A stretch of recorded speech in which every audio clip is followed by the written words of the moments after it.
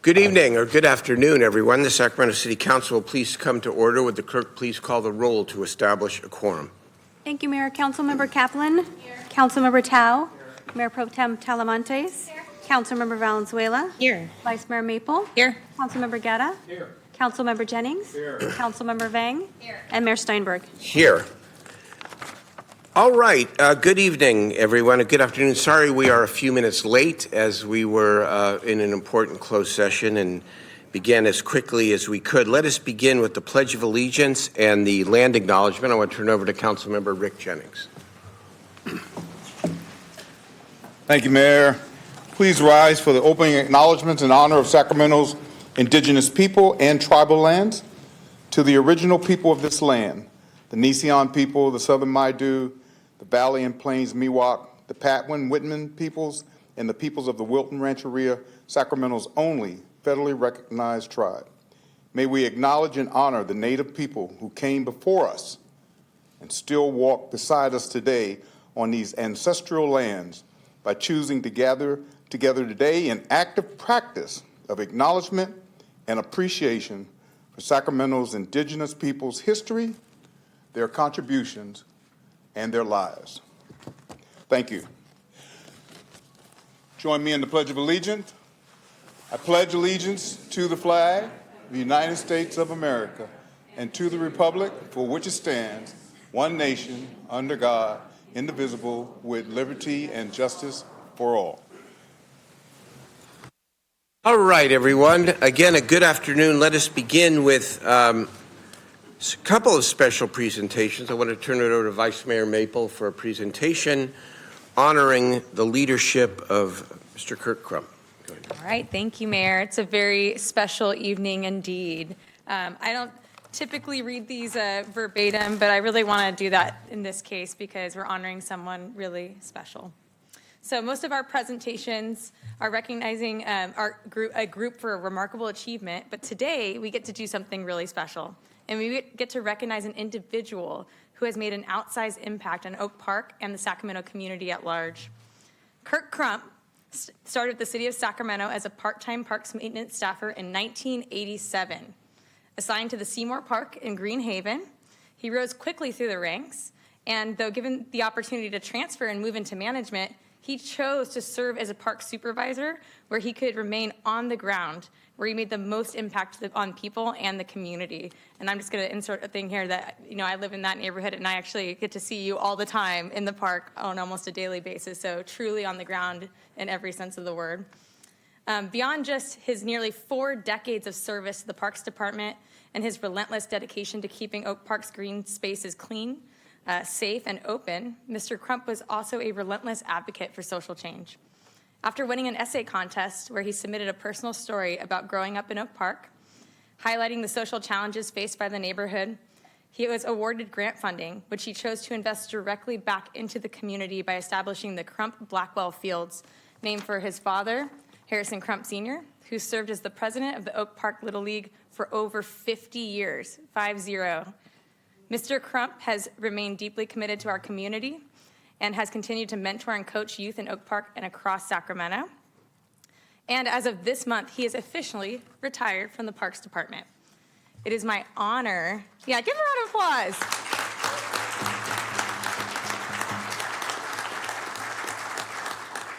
It is my honor to recognize Mr. Crump's lifetime of outstanding community service and bring him up to say a few words.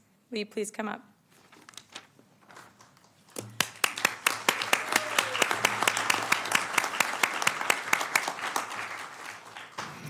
You guys saying all these nice things about me gonna make me blush up here. Again, I'd like to thank you guys, thank the city staff. When I first started in 1987, I was just a little kid. I was probably barely in my 20s. After all these years, I got real wise and I just grew up tremendously to become a man working for the city of Sacramento. My first probably 3 months on the job, I decided way back then, I said, hey, this is what I want to do for the rest of my life. There's no better pleasure is to work outside, enjoy the environment, and helping the volunteers in the community, this is what I needed to do. Again, I'd like to thank all you guys and appreciate you. Thank you. Yes. I know that you're going to continue on and do great things, and I look forward to supporting you in all your work in the Oak Park community and beyond and with our youth. And with that, I would like to invite all of my colleagues to come down and take a photo and stand with Mr. Kirk Crump.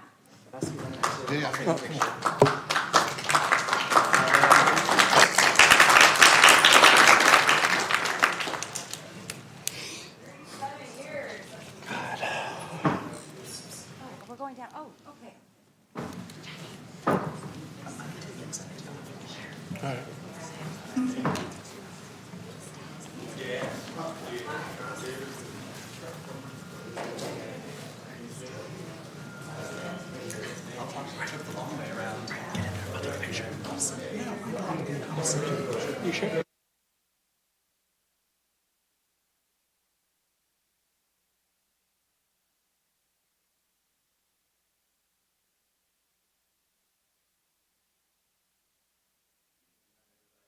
Right here in 1, 2, 3. Beautiful. 1, 2. Thank you so much.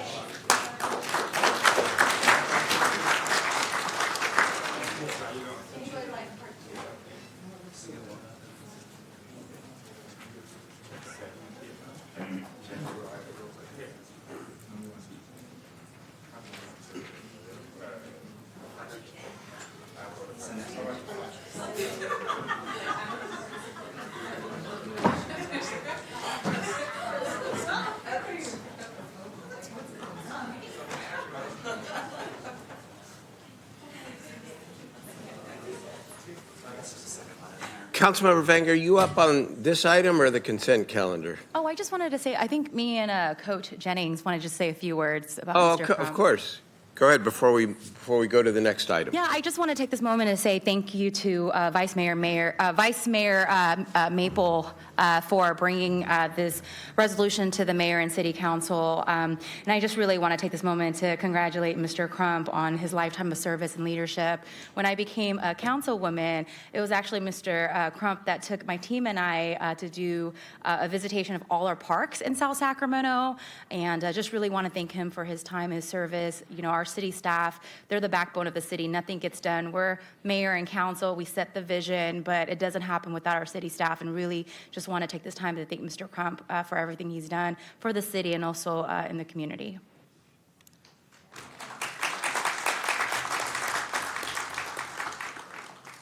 Mayor, I'd be remiss if I didn't say something. Mr. Crump and I have known each other for a long time, and in addition to knowing him and the work that he's done here in the city, and this is about him, but and thank you, Vice Mayor, for bringing this to our attention as well. But, you know, he follows in the footsteps of his father, who, as it was said, has done great things in the Oak Park community and the city of Sacramento for many years. And what I see happening right now is he has his son Jalen with him right there by his side. And Jalen's watching every single thing that he's doing. And so we'll have another Crump that will go the next 50 years and take the mantle. He will take that baton. He'll continue the work that's been done and set before him. So I just want to kind of acknowledge my friend and someone who I have a lot of love and respect for. And so just congratulations on this great accomplishment.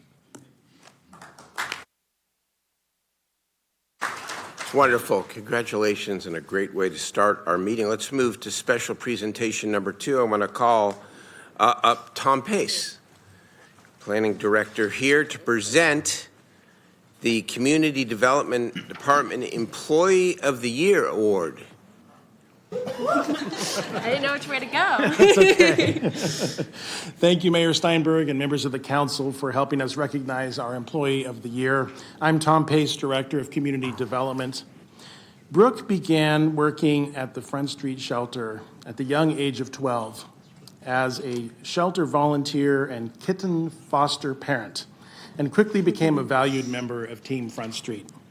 Just before turning 21, Brooke joined Animal Care Services as a full-time animal care technician and jumped in with both feet and hit the ground running. In Brooke's 2 years as an animal care tech, they excelled in every facet of their job. Brooke is caring and compassionate with both human and animal customers. Their ability to maintain a positive attitude while keeping up with the overwhelming physical and emotional demands of the work is remarkable. When other shelter teams members are in need, Brooke goes above and beyond to help. This includes assisting animal control officers with hoarding cases and the veterinary team with surgeries and medical procedures. Brooke has an outstanding rapport with everyone in the animal care organization. Thank you, Brooke, for your dedication and determination, and we look forward to watching you grow in animal care's ever-evolving field of work. The Community Development Department is lucky to have someone like you who has a great work ethic, a passion for animals and people, and an eagerness to learn, all with a positive outlook. Thank you. Would you like to say anything?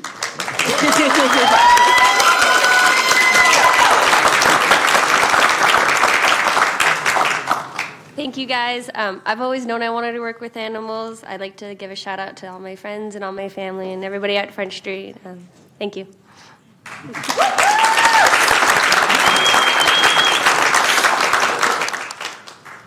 Thank you very much. It's important to us to be able to acknowledge our employees in the Community Development Department, and this is one of the ways that we do that, with recognizing one employee each year and giving them special recognition. So appreciate it. Thank you. Horrendous. Vice Mayor and then Councilmember Valenzuela. Absolutely. Thank you, Mayor. And thank you so much for your service. The District 5 team actually just had the pleasure of touring Front Street just this last week and just saw the incredible work and actually got to see you. You were rolling a cart and they said, hey, that's the employee of the year right there. And I was like, wow, I can't wait to have you at council. So I just want to thank you so much for all of your work. It's hard work and it's heart work. In animal care services and at the shelter, and we know, especially after my tour there, that we do have a lot of work to do, but thank you so much for just giving it your all every day, and wow, since 12. That's incredible. Congratulations. Thank you.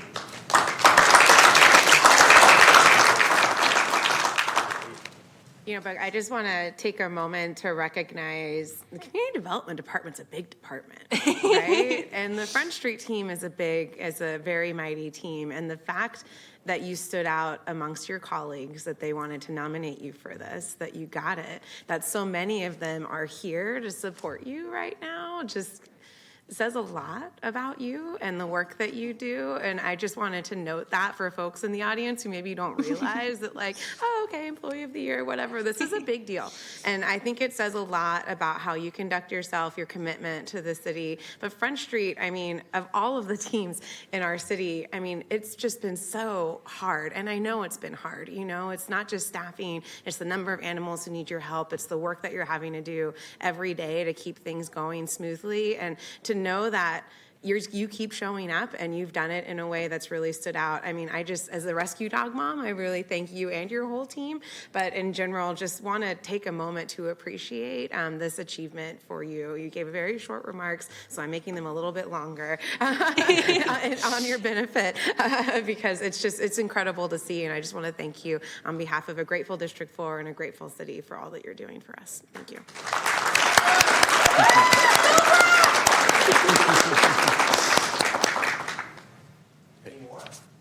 Thank you.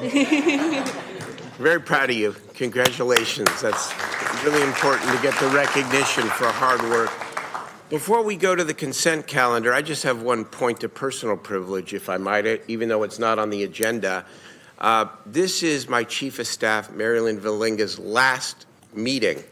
And she has been with me in our city for over 6 years. And has done an incredible job on my behalf and on behalf of the city.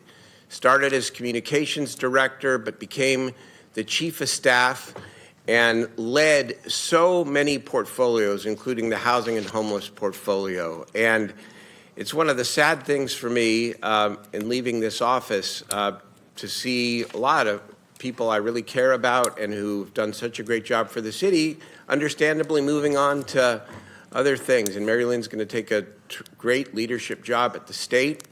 But I just wanted to take a moment to say publicly, and I'll say it at the various parties we have, et cetera, but thank you in front of everybody for doing an incredible job for me and for the city of Sacramento.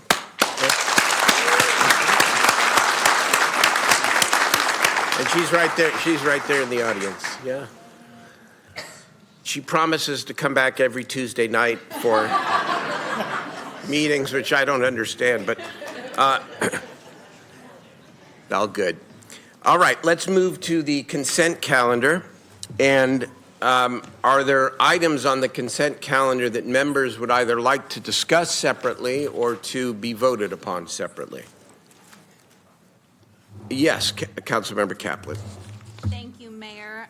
Just want to pull item 12. Again, we're having a internal staff meeting, and until we can kind of figure that out, just want to keep delaying that item. Without a date specific? Not a date specific. Okay. And then just 2 seconds on item 3, speaking. Okay. Anybody else? I don't see anybody else. Is there a motion on the consent calendar with the exception of item 12, please? Second. Okay, in accordance with, we have 2 speakers. Let's hear from the speakers, and then we'll vote the consent. Then we'll have Councilmember Kaplan on 3, and then go. Take Councilmember first. Why don't you go, Councilmember, on item 3, and then we'll take the public testimony. Absolutely. I just want to thank, as we all know, I do all the water stuff in the city, and just highlight updating our water policies as they, on proposed developments for our affordable and lower income households, and that they update this process. I think it's needed, and I appreciate staff being mindful and being as up to date as possible on how we can all work together. So that was it. Just a shout out and a thank you. Very good. Thank you. Let's hear from the public, please. I have 2 speakers, Charles Faust on item 1 and Ryan Masano on item 2.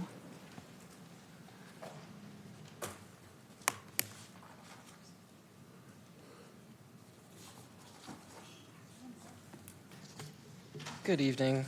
I wanted to highlight that Tyson Foods is under investigation right now by the federal government for its labor practices and using migrant, immigrant, and asylee children to work its factories.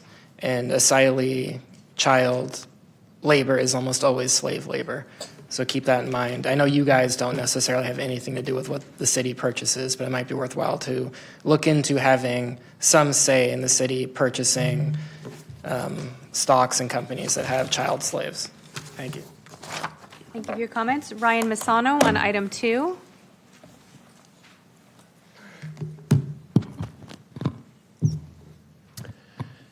Ryan Masano of MasanoNews.com. I'm opposed to Lisa Kaplan being appointed to the California League of Cities for the following 4. Point of order. Can we make sure that he addressed the full council? Please address the full council. This item mentions Lisa Kaplan being appointed, so I'm addressing the item.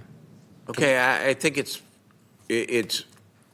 rude as always, but probably appropriate or necessary to allow you to speak under the rules, so I'll overrule the objection. First, Sacramento shouldn't be in the League of Cities. You have plenty of work to do in your own city without getting together with other Democrat, communist, dysfunctional cities and planning on how you can wreck cities worse than you already are. It is funny, isn't it? The cities you meet with, the vast majority, and I didn't even look because birds of a feather flock together, are in just as bad a condition as your city, and many are worse. It's like telling the F students in a class to organize to improve the school. It makes no sense. Second, the government is already too big. The solution to problems is not to give more activities, but it is to drastically reduce the activities, staffing, and funding of our local, state, and federal governments. That government governs best, which governs least. 10% of America is employed by local, state, and federal governments, which hasn't improved America at all. Third, we look at history and see what these leagues are up to, and it leaves me decidedly unimpressed. This city council and mayor are the worst in the history of Sacramento history. The less you are entrusted with, the better.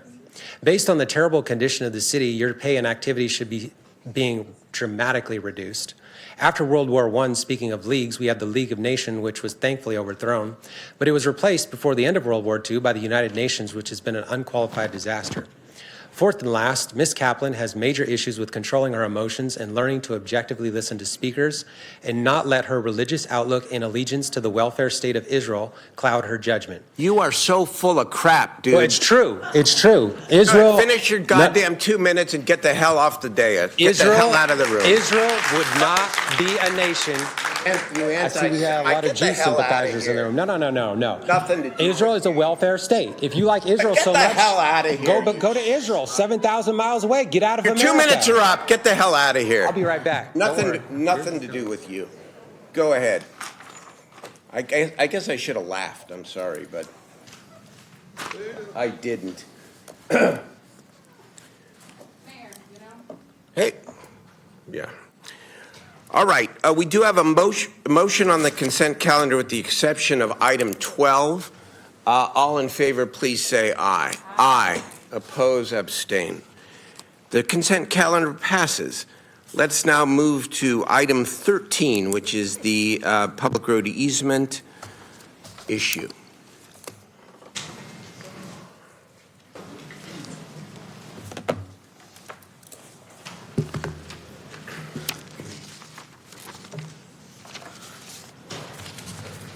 Good evening, Mayor, Madam Clerk, and members of the City Council. I'm Thomas Adams with the Department of Public Works. The item before you is a request to vacate the public road easement along R Street and Rice Alley located between 2nd and 3rd Streets, adjacent to 1800 3rd Street. Vacating these areas listed in the report will help facilitate the approved DICS mixed-use development project that will provide up to 132 unit dwellings, office, retail, and restaurant space. This portion of the public road easement along the south side of R Street is accessed and is maintained as private landscaping. Rice Alley also has no accessible public driveway along 3rd Street, and both areas of the vacation are not necessary for present or prospective public use. There are no conditions associated with this vacation request. The action recommended with this request is consistent with the Sacramento 2040 General Plan and in compliance with the California Streets and Highways Code. City staff, along with various agencies, support this vacation request. Staff will be happy to answer any questions you may have regarding this application. Thank you. Thank you. We do have do we have public testimony? Councilmember Valenzuela, your district? Yeah, thank you, Thomas. Happy to open and close the public hearing and move the item. Moved and seconded. I think Councilmember Kaplan got in there first. All in favor, please say aye. Aye. Opposed, abstain. Very good. Let's now move. Thank you. That passes. Thank you. Item 14. This is the Arden Way issue.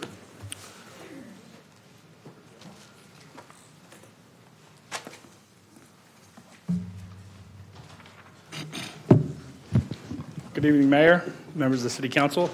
Sean DeCourcy, Preservation Director with the Community Development Department, and I'm here tonight to present the landmark nomination for 1950 Arden Way. This is the former Home Savings and Loan Building at the corner of Arden Way and Exposition Boulevard. Let me begin by acknowledging that the owner of this building has contested this nomination, citing their intent to redevelop and demolish the building.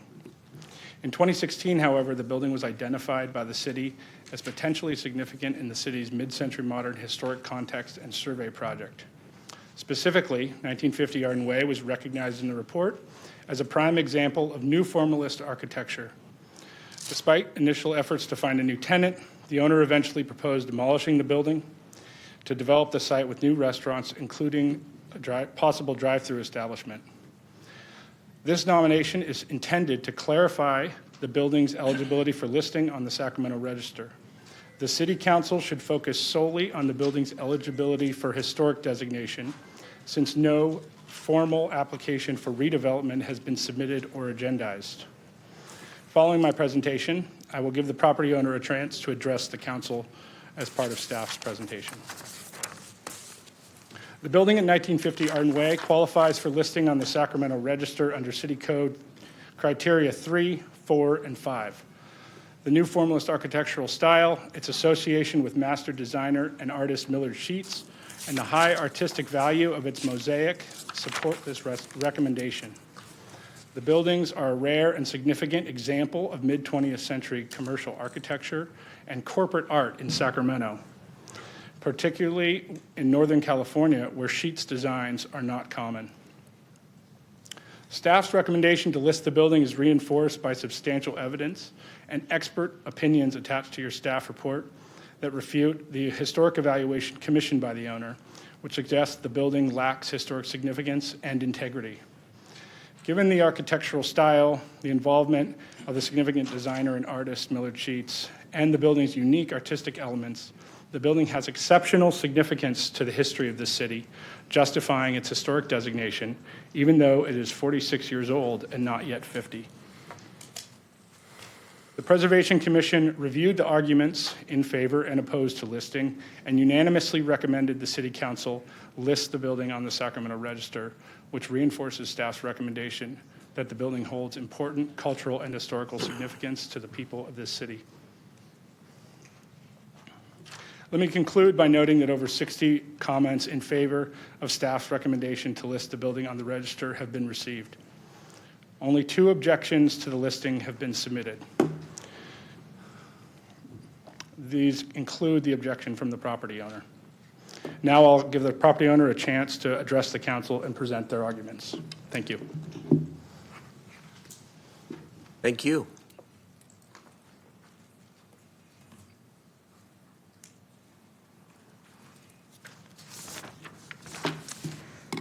Good evening, Mayor, members of the council. My name is Amy Higuera. I'm a partner at Downey Brand, and I'm here tonight representing the 1950 Ardenway building owners. I'm also joined this evening by Dr. Monty Kim, who's a senior architectural historian at DUDEC, and Mr. Armand Vasquez from Market Street Development, both of whom will make brief statements after I do. But I wanted to start by noting, as Sean mentioned, that the only question before you tonight is whether the building meets the standards for listing in the Sacramento Register. So anything about the proposed future uses of this site is not currently before you. That will be subject to a separate review and approval process, so before any redevelopment of the site can move forward. So if we're just looking at the standards for listing, it's important to keep in mind that because this building is less than 50 years old, it has to meet that standard of exceptional importance in order to be listed.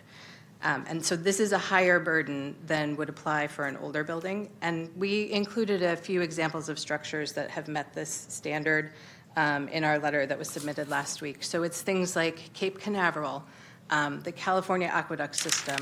Those were listed at less than 50 years old. And those, I think, are things where the average person would look at it and think, yes, that is something that we should preserve, even if it doesn't meet this sort of 50-year standard.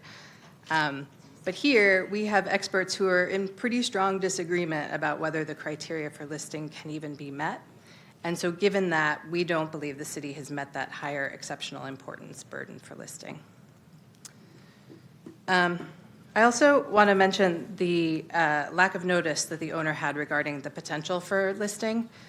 So they purchased the property in September of 2021. When they were doing their due diligence on this property, there was no indication of any historic significance. After they purchased it, they started working with city planning staff for well over a year before the issue came up. A minor point of clarification, the staff report says the owners approached the city about the drive-through use in August of 2023. It was actually first discussed in July 2022, as you can see in the timeline. They also first mentioned a use that could require demolition. That was actually in May of 2022, and that was when the potential for residential use was raised, and staff at that time indicated that they supported that potential use. But even if the owner had never proposed demolition, they'd only presented reuse of the building, this question of its historic significance would have been relevant at the very outset of any of these discussions, and that's because rehab, reuse of a historic structure requires meeting certain specific standards and guidelines. So it's not just demolition that would have triggered the need to notify the owners. It should have come up right away. But the issue was not raised until July of 2023. And then in August of 2023, staff pointed us to the city's mid-century modern historic context statement as the source of notice. But as you can see, the only place where 1950 Ardenway shows up is on this single page. It's in a discussion of new formalism, And it's in the architectural context chapter, so that is just sort of a description of what is currently existing in the city. There's a later chapter that is the survey results, and that is where buildings that were identified for potential listing show up, and 1950 Arden Way does not show up in that chapter. So we don't believe there was adequate notice.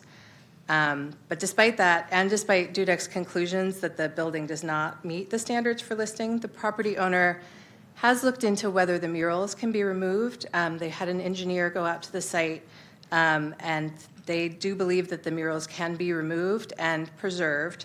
And so we provided you with this rendering of what that could look like if it were preserved on site.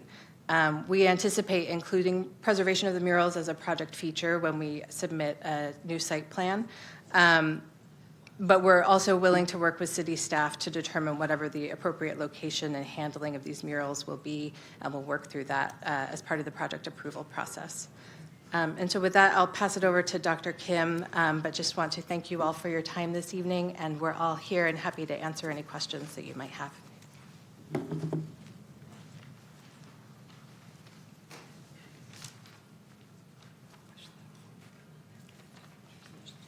Oh, okay.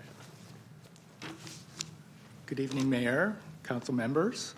My name is Monty Kim, and I'm a senior architectural historian at DUDEC here in Sacramento. And I oversaw the preparation of the home savings evaluation. And I'm here in support of our finding that this property does not meet any of the criteria for listing in the National Register, the California Register, or the Sacramento Register of Historic Resources. While we recognize that there are former home savings and loan buildings that are worthy of designation and landmark status, the building on Arden Way is not one of them. Architecturally significant examples of home savings buildings from the 1950s and 1960s reflected the artistic influences of Millard Sheets, who incorporated Louis Sullivan's two-story jewel box bank building form from the 1910s into the design of home savings buildings. However, unlike the jewel box form that characterized the quintessential home savings building form, the Arden branch was larger in scale, 3 stories in height, and lacked the largely windowless slab-like walls of its predecessors. The Arden branch is not the only surviving example of a home savings building in the area. And buildings with a historic association with home savings are not considered rare. In Sacramento, there are still 8 remaining former home savings buildings and 4 additional branches in the surrounding area, and over 30 statewide buildings with murals still intact. Completed in 1978, the Arden branch is also a weak example of late New Formalist architecture, which reached its peak in popularity in the mid-1960s. While the building does feature a heavy and broad overhanging box fascia, it lacks 3 elements critical to New Formalist design, including an arcade, a colonnade, and architectural screens. Without these 3 character-defining features, the Arden branch does not qualify as an exceptional example of the New Formalist style, as the city claims. Finally, in closing, DUDEC evaluated the property as a whole, recognizing that elements such as the murals, which we believe were executed by the artist Sue Hertel of the Sheets Studio, are notable but insufficient to render the whole property significant, especially since more important examples of New Formalist architecture exist in Sacramento, including the former Metropolitan Life Insurance Building at 2131 Capitol Avenue, which was designed in 1963. And let's see. So the image on the right is a representative example of good new formalism architecture. That's the Metropolitan Life Insurance Building.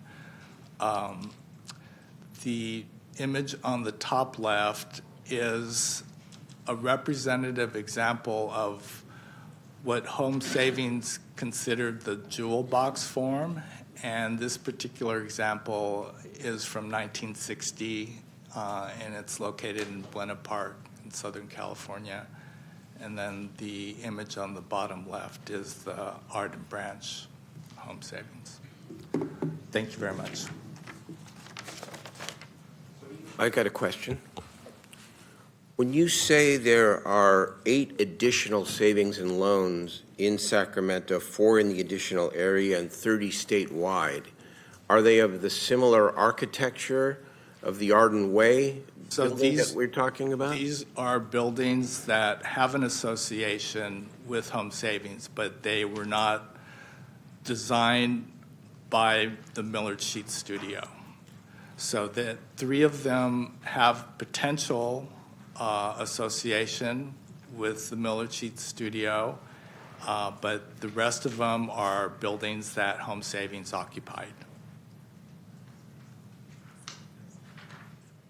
Are they the similar architecture regardless of who designed them? They're modernist architecture. They're modern architecture. But similar to the architecture for the property in question or not? No. This is the closest building that exemplifies the new formalist style. So why are you contrasting then these other buildings that aren't part of the... The reason we mention that is to say that Home Savings buildings are not rare. Okay. Thank you. Next.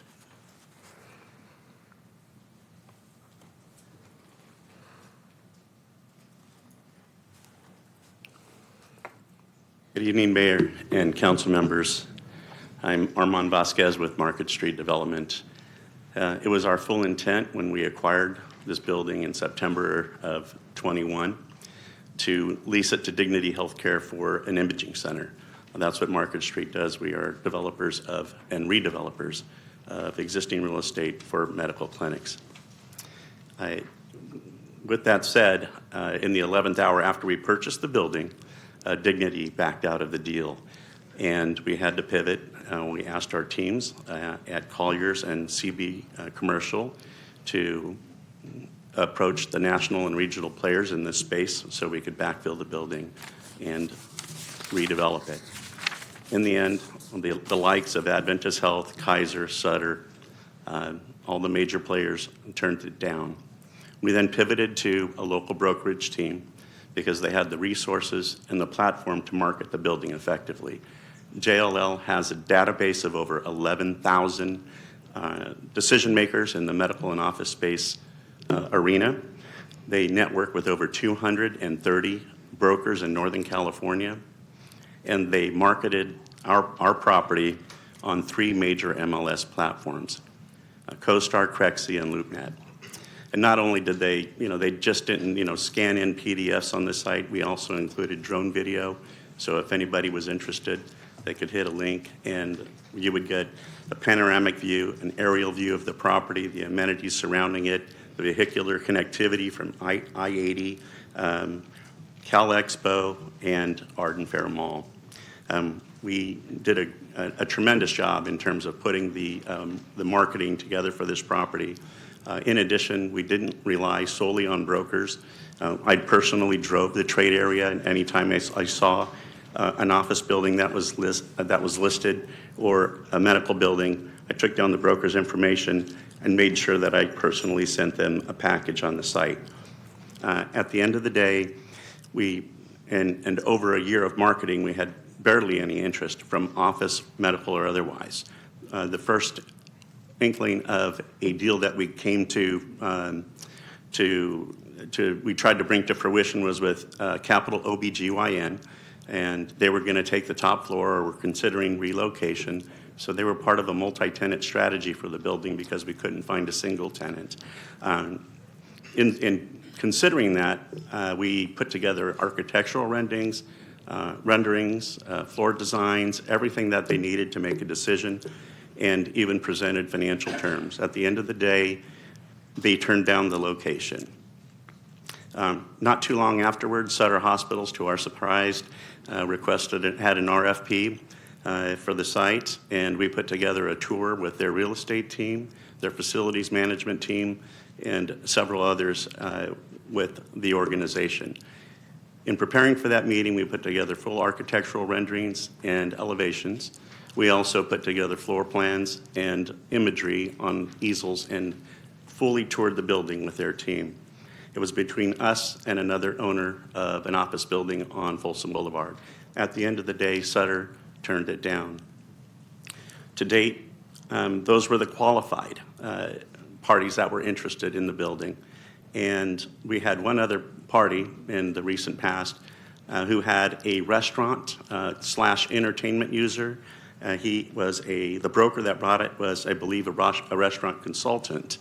And, you know, we had told him that the building we'd signed 2 leases on, for the site, and that we would stay in touch. In further discussions, we recognized that the tenant was undercapitalized. And we know that a similar situation in Sacramento with an entertainment slash restaurant use backfilled the bank and failed. We didn't want to make the same mistake. So at the end of the day, we ended up pivoting to retail. We have these 2 restaurants that are national chains that are interested in the site, and we pursued them, and we met with council over Zoom. There were several emails that, where we presented site plans and really hadn't heard. There was no written record of the historical significance of the building, and there was no communication to us whatsoever that the building had any historical significance from an architectural perspective. Thank you for your time, and I'm here to answer any questions that you may have. Sure, we can, and I know I already asked some questions. We can do it one of 2 ways. We can take questions now, which is fine, or we can finish the presentation and take the public testimony. Either way is okay with me. Go ahead. Sorry, I just had a super quick question. Can you give me the timeline that you were talking about, that you've been approaching other office users? From the time we found out that Dignity Health was no longer interested, so fall of 2021, and then marketed it, And you signed on with the current businesses that you're pursuing? I'm sorry? And when did you sign on to these current businesses? Earlier this year. Okay, thank you. Okay. Are you finished with your presentation? Oh, no, I mean, I'm trying to keep it short and sweet. Yep. And I'm here for any questions. Okay, I think what we'll do is, as I said, that was a good clarifying question, but what we'll do is we'll take the public testimony, and then we will open up to questions of the staff and/or the opponents of the proposed resolution and have a good discussion. Okay? Thank you. Thank you. Let's hear from the public. I have 14 speakers on this item. The first is Frankie Welch, Robin Datel. I'm not seeing movement. Please line up in the aisle as I call your name. Frankie Welch, Robin Datel, William Berg, Angelina Sorokin. Frankie? Good evening, Mr. Mayor and City Council. My name is Frankie Welch. I am the said restaurant consultant and developer. I came across this home savings building not too long ago and reached out to ownership and found out that they were going to demolish it. I've spent a lot of time working with individuals, restaurant owners, entertainment individuals to develop properties, go through the planning process and permitting process, and this building is a special building. It's a unique location, it's a unique building, and it's something that can be utilized for the city to create jobs, revenue, and realistically be developed in a way that's positive. bringing more drive-throughs, bringing more entities like that to the city, especially to this area, is only going to cause congestion and more issues than I could see at hand.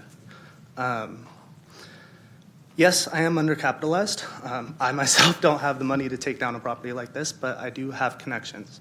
I have a lot of connections to a lot of people who could potentially come and finance this or even purchase it. Today we brought an individual who is interested in potentially purchasing. Now, understanding that they may go through with redevelopment and tearing this building down, who's to know what they would ask for the property? Who's to know what price that would be? These are negotiations that we'd have to go through that I've been hitting a wall at every point because they are at this point with the city council to determine whether or not they're going to register this property. If you guys do, I will be moving full force ahead with my team and my connections to see what we can do to redevelop it. That's all. Thank you for your comments. Robin Datel, and then William Berg. Hello, Mayor and council members. My name's Robin Daddle. I urge your yes vote on adding the Home Savings and Loan Building at 1950 Arden Way to the Sacramento Register. I attended high school in Sacramento in the early 1970s. I lived at Woodside. I saw movies in the Century Domes, and I shopped at Arden Fair Mall. In 1978, I wrote my master's thesis on the emergence of the preservation movement in Sacramento and recognized that as time marched on, it would and should have a growing impact beyond the city's original grid. And I later spent much of my career at Sacramento State teaching urban geography. Staff's documentation of 1950 Arden Way's art and architecture clearly establishes its significance as a local, high-quality example of late New Formalism and modernist decorative arts. It would be misguided for the city to support public arts initiatives such as our growing mural collection on the one hand, and on the other to allow the destruction of important existing works that grace the city. I want to make a couple of additional points. First, the function of savings and loan associations was to provide institutions where ordinary Americans could deposit their savings and obtain affordable loans for buying homes. In our time of housing crisis, it doesn't make much sense to demolish a structure that helps tell the story of an important institutional innovation that delivered housing to the American middle class. Second, it also makes little sense to demolish a grand and interesting monument with tons of embodied energy that will be wasted if the building is torn down. And though strictly not at issue, it is also a shame that we would encourage more drive-through restaurants, which we already know are rather climate unfriendly. Designated and preserving this building. Thank you for your comments. Your time is complete. Our next speaker is William Berg. Thank you. William Berg from Preservation Sacramento. I'd originally planned on talking about why a drive-through is actually a prohibited use under the new 2040 general plan because this is going to be a high-frequency transit corridor. But you've been asked to talk about eligibility, so instead I'd like to talk about what exceptional significance means. You don't have to be Cape Canaveral to be exceptionally significant. In fact, there's an example about a mile away in Southside Park Historic District, listed in the National Register of Historic Places. The Royal Chicano Air Force mural on the Callahan Bandstand and the statue, the bust of Manuel Hidalgo y Castilla, which were done in 1981 and 1982, 42 and 43 years old, they're listed in the National Register. They met the test for exceptional significance because they were an exceptional example of art, and so is this building.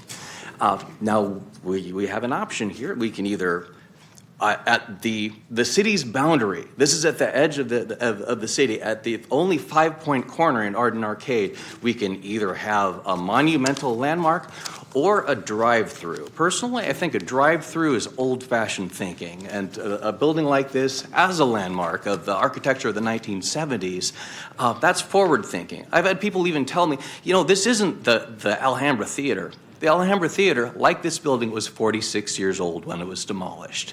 The Alhambra was designed by a locally significant architect. This was designed by a nationally significant architect. It meets the test. And I've got a few seconds left, so I'd like to ask, for those in the audience that support listing this building, would you please stand up? Thank you. Thank you for your comments. Angelina Sorokin, then Ella Cross. Good evening, and thank you for your time. When I was thinking about what words I could bring with me today, and more importantly, which ones would hold the most weight, I started looking at a pair of chairs, original chairs that I have from the Alhambra Theater in my room, which was demolished here in Sacramento in 1973, 51 years ago, and unfortunately, way before my time. They stand as relics from a grand and historic building that was demolished instead of preserved and taken from future generations like myself. They stand as reminders to what could have been. I stand here today as an artist from the community and as someone who frequently drives past the special building and who also patrons the businesses in the same plaza like Hobby Lobby and Kohl's.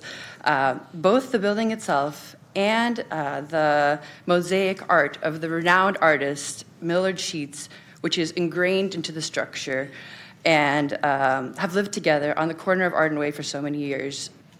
There is hope that life can be brought back to this special area and for someone to see the extraordinary beauty that the building possesses. Currently, the highest bidder on the site is only seeing the beauty of the land and what profits they can add to their already large corporation.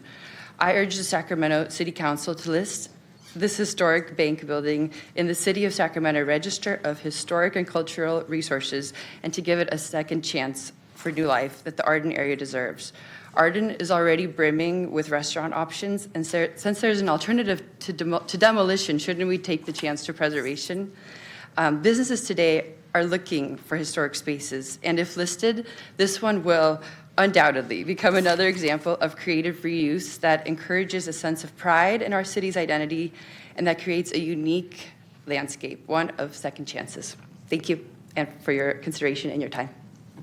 Thank you for your comments. Ella Cross, then Gretchen Steinberg, and Sasha Steinberg. Hi, my name is Ella Cross. I am an architectural historian, and I'm a board member of Preservation Sacramento. I am the person who did the initial research for the city in my work as an intern there during grad school about this building. When the developer and their representatives say that there was no possible way that they could know that this building was important, they knew that it was a home savings and loan.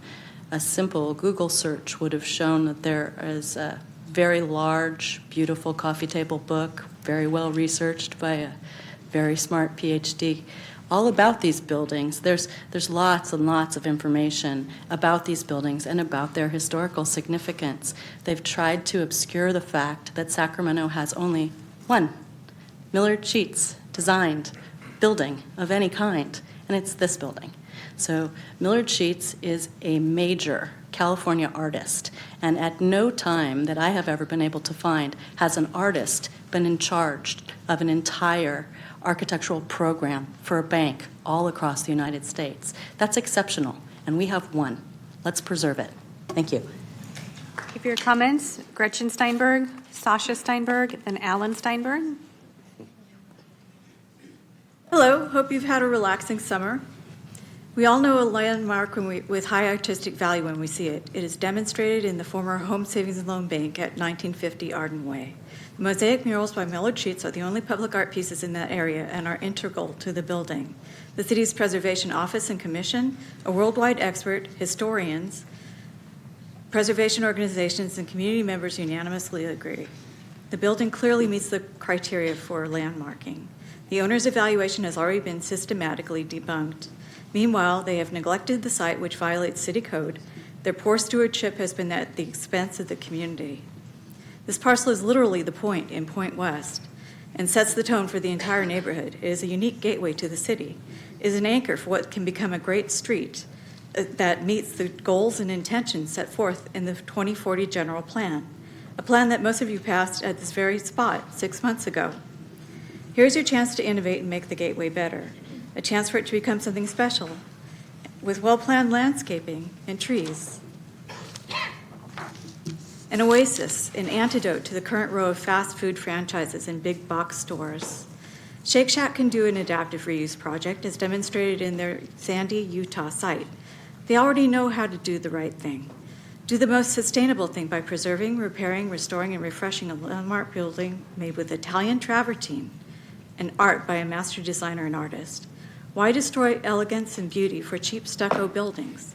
Your decision today reflects your legacy, your vision, and investment in the future of Sacramento. A beautiful landmark, community asset that depicts the history of Sacramento and our sense of place, or boring drive-thrus that can be seen anywhere. Adaptive reuse of existing site can breathe new life into the area and set the pace for positive change. Please vote in favor of landmarking, and as Shake Shack likes to say, stand for something good. Thank you for your comments. Sasha Steinberg, Alan Steinberg, then Ellen Mallory. Good evening. This message is from Justin Wood, who couldn't be here tonight. I urge you to support the landmarking and adaptive reuse of the historic bank building at 1950 Arden Way, an architectural icon in Sacramento that stands as a beacon of craftsmanship, individuality, and cultural importance amidst a sea of generic development. This building is more than just a structure. It is a testament to the design and care that went into shaping our city over the past 100 years, offering a reminder of a time when we valued creativity over conformity. It seems like Sacramento, in its effort to modernize, has often been too quick to discard elements of its history that do not directly tie to the Gold Rush era. But our city's identity has been shaped by much more than that single chapter. The bank at 1950 Arden Way represents an era of intentional placemaking that we must not lose in our pursuit of convenience. Among the sprawling chaos of cars and chain restaurants, this building offers a distinct sense of place, a connection to the cultural fabric of our city that deserves to be preserved.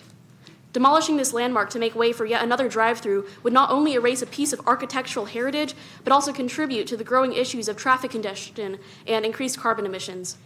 This area is already oversaturated with fast food chains and generic retail outlets.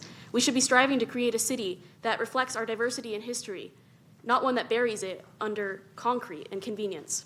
Moreover, failing to support this landmark effort would contradict the City of Sacramento's 2040 General Plan, which you overwhelmingly endorsed. This plan emphasizes pedestrian safety, sustainability, transit-oriented development, and the creation of vibrant and healthy communities. The surrounding neighborhood, including Point West and Western Arden Arcade, deserves better than another chain restaurant, especially as these areas have been recognized as environmental justice communities, home to residents who need better access to community-friendly services, not more drive-thrus. I urge you to nurture a partnership between preservation developers and the creative and architectural community to transform this site through the adaptive reuse into something we are still proud of in the future. Please vote in favor of preserving 1950 Arden Way by adding it to the City of Sacramento Register of Historic and Cultural Resources. Thank you. Thank you for your comments. Alan Steinberg, then Ellen Mallory, then Kathy Strickland. Good evening, Honorable Mayor Steinberg, City Council members, as the fourth Steinberg in the room. No relation to the mayor. Keep him coming. Proud husband of Gretchen, who's been a preservation force in this city for decades, and proud father of Sasha, who came in here to support this effort as well. I'm not going to be here speaking as to the technical issues. I think that it's been well established that this landmarking is appropriate and should be approved. I also think that it's important to realize that we're faced here with a 11th hour presentation from the owner and their hired attorney and their hired expert to come in here and tell you why it should not be landmarked. Please keep in mind that every point they've raised we can counter. Every point they've raised has been debunked or challenged in the materials that have been compiled, collected, and submitted, not just by the Preservation Department here in the city, but also by members of the public. I would just make a quick point. If you look at the photos that were displayed, if I can turn it around for the City Council to see, I think these photos in themselves is demonstrative of what's going on here. Notice that the view of the building, here we go. Notice the view of the home savings building in issue here. It's shown in its least favorable light. You have the jewel box up top where you can see the art, and they obscure the art and the front face that really instills upon you the significance of the location. What you see when you walk and approach the building, they're showing us a different angle. So with my remaining seconds, I just want to say it's been great to be here today and to see city representatives honored for their hard work. Mr. Crump, Ms. Bombach, but I also think we have to recognize the work of the Community Development Department and the Preservation Director. When they have spoken, we should really honor what they've said. Thank you for your comments. Your time is complete. Our next speaker is Ellen Mallory, then Kathy Strickland. Good evening, Mayor Steinberg and City Council members. I wanted to thank you all for your service. My name is Ellen Mallory, and I am on the Board of Preservation Sacramento. I moved here 3 years ago to Sacramento, and one of the major reasons I did move here was the robust commitment to historic buildings. So I encourage you to list the Home Savings and Loan Building on Arden Way as a landmark. It's said so often that the only way to go forward is to honor the past. And the architecture, and especially the mural in that building, are important examples of history. They're beautiful and they're unique. So thank you. I concur with the thoughts and comments of the prior speakers. They've stated our case very, very well, and we thank you for your time. Thank you for your comments. I have 5 more speakers: Kathy Strickland, Deborah Van Holstein. Good evening, Mayor Steinberg, council members. I am the historian in Arden Arcade. I am an EJ member of the Sacramento County Environmental Task Force, and West Arden Arcade is an EJ community from Arden Fair to Fulton Avenue to Auburn Boulevard to roughly to about Hurley. One of the things that we have there that is quite disturbing is the number of children with asthma. The percentage of kids with asthma in West Arden Arcade is astounding. It's one of the highest in the state. To have the idea of tearing down such a magnificent building for in and out type structures boggles the mind. The in and out directly across the street, actually, of cars that are just chugging out carbon as they sit there waiting to have their meal prepared for them. We've had businesses in Arden Arcade that have burned to the ground and rebuilt according to the mid-century modern look. We have every home in Arden Arcade is a mid-century modern home that was built between 45 and 65. After 65, there was very little room left to build upon. The city boundary is Ethan Way. So we are across the street from the building. The building is like a monument. It's like the grandfather pointing the way into Arden Arcade. It's a beautiful building. Take everything else aside. Look at the murals. Take the time to go look at them. These murals are telling Sacramento's story. This is phenomenal that the thought is even out there to take these down and put in carbon copy, in and out type stores. Thank you for your comments. Our next speaker is Deborah, then Patty Brown Todd. Thank you so much.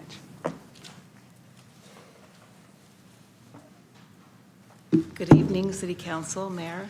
My name's Deborah Van Holstein, and I'm recalling when I first moved to Sacramento in 1979, seeing this building, and I paused, and I looked at it, and I said, that's beautiful, and it still is beautiful. And I wanted to read something from Lucy Lepard. Her book, The Lure of the Local, really says it all about Sacramento. She says, the lure of the local is not always about home as an expressive place, a place of origin and return. Sometimes it is about the illusion of home as a memory. A place is defined by memory, but no one who remembers is left to bring these memories to the surface. Does a place become a no place or only a landscape? Let's please not take those murals off and put them somewhere else. They belong on the building. The building belongs where it is. Thank you. Give your comments. Patty Brown Todd, James Creedler, then Elizabeth Ochoa. Good evening, Mayor, City Council members. I'm Patty Brown Todd, and it's my honor to be here tonight to advocate for this important modernist building with its stunning mosaics. The gifted designer of 1950 Arden was an artist and professor, Millard Sheets. But more importantly to me, he was my friend.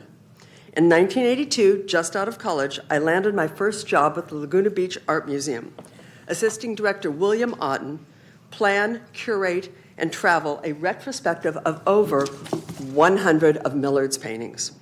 As father of the California Watercolor School, professor of Scripps College, and collaborator with the Amundsons, Millard may not be a certified architect, but he was a visionary designer, recognized for his work even when his name wasn't. The Los Angeles Times art critic called him a one-man history lesson, and Sheets the legend of California art. In Millard's LA Times obituary, Dr. Otten said, "As a man of many talents, Millard Sheets has influenced the art world for 60 years by incorporating good design, a love of life, and a thorough understanding of art history. His artistic efforts have contributed significantly to American society." As former district manager of California State Parks Historic Sites and here in the Capital District, and also as former Palm Springs communications director who helped revitalize the idea of modernism in Palm Springs, I understand the value and the pride buildings like this can bring to a city. Don't let this work with its beautiful mosaics that beautifully render Sacramento's history become a trope to fast food and fast culture. Do the right thing, recognize and preserve 1950 Arden tonight. Thank you. Thank you for your comments. James Creedler, then Elizabeth Ochoa.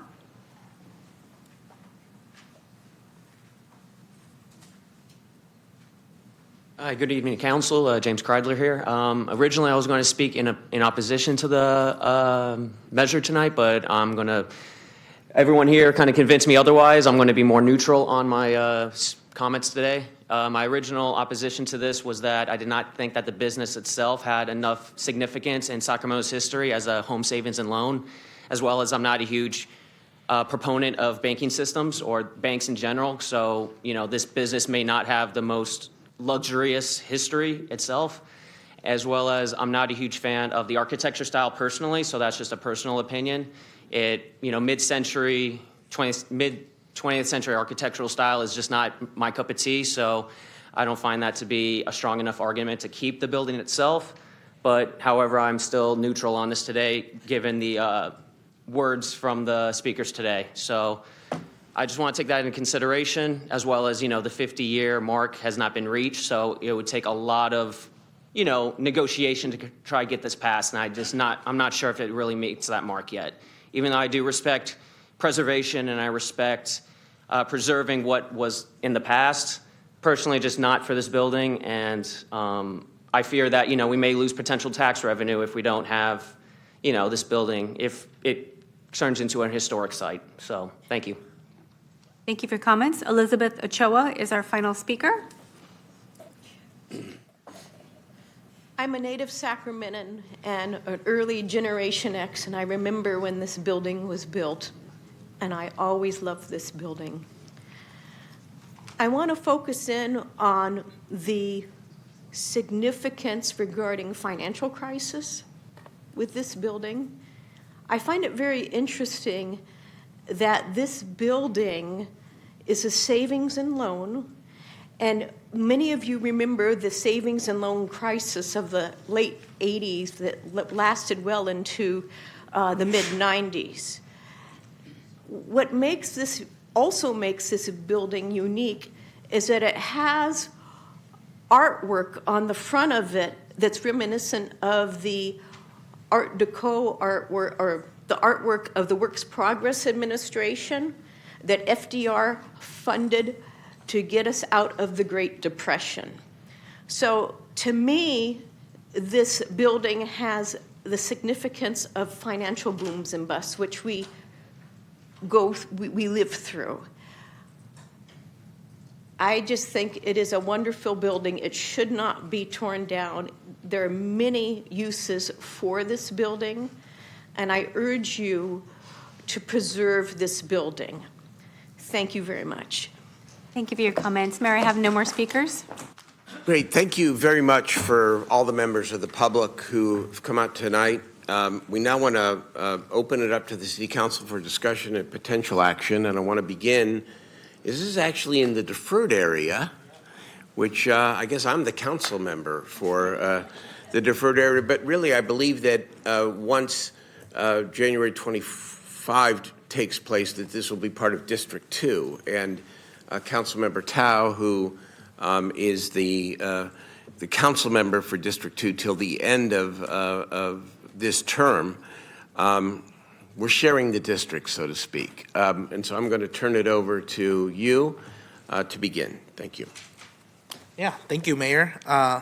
First off, I am torn on this item, A part of me wants to preserve history and preserve the legacy of the home savings loan.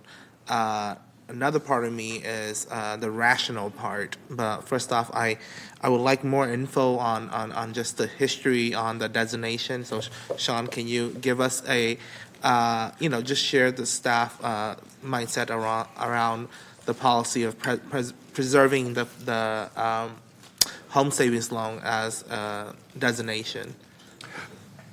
Sure. Are you referring to the process by which the property owner approached the city and then how he got to the nomination? Yes. Okay. So the property owner first approached the city with the various reuse concepts that you heard discussed.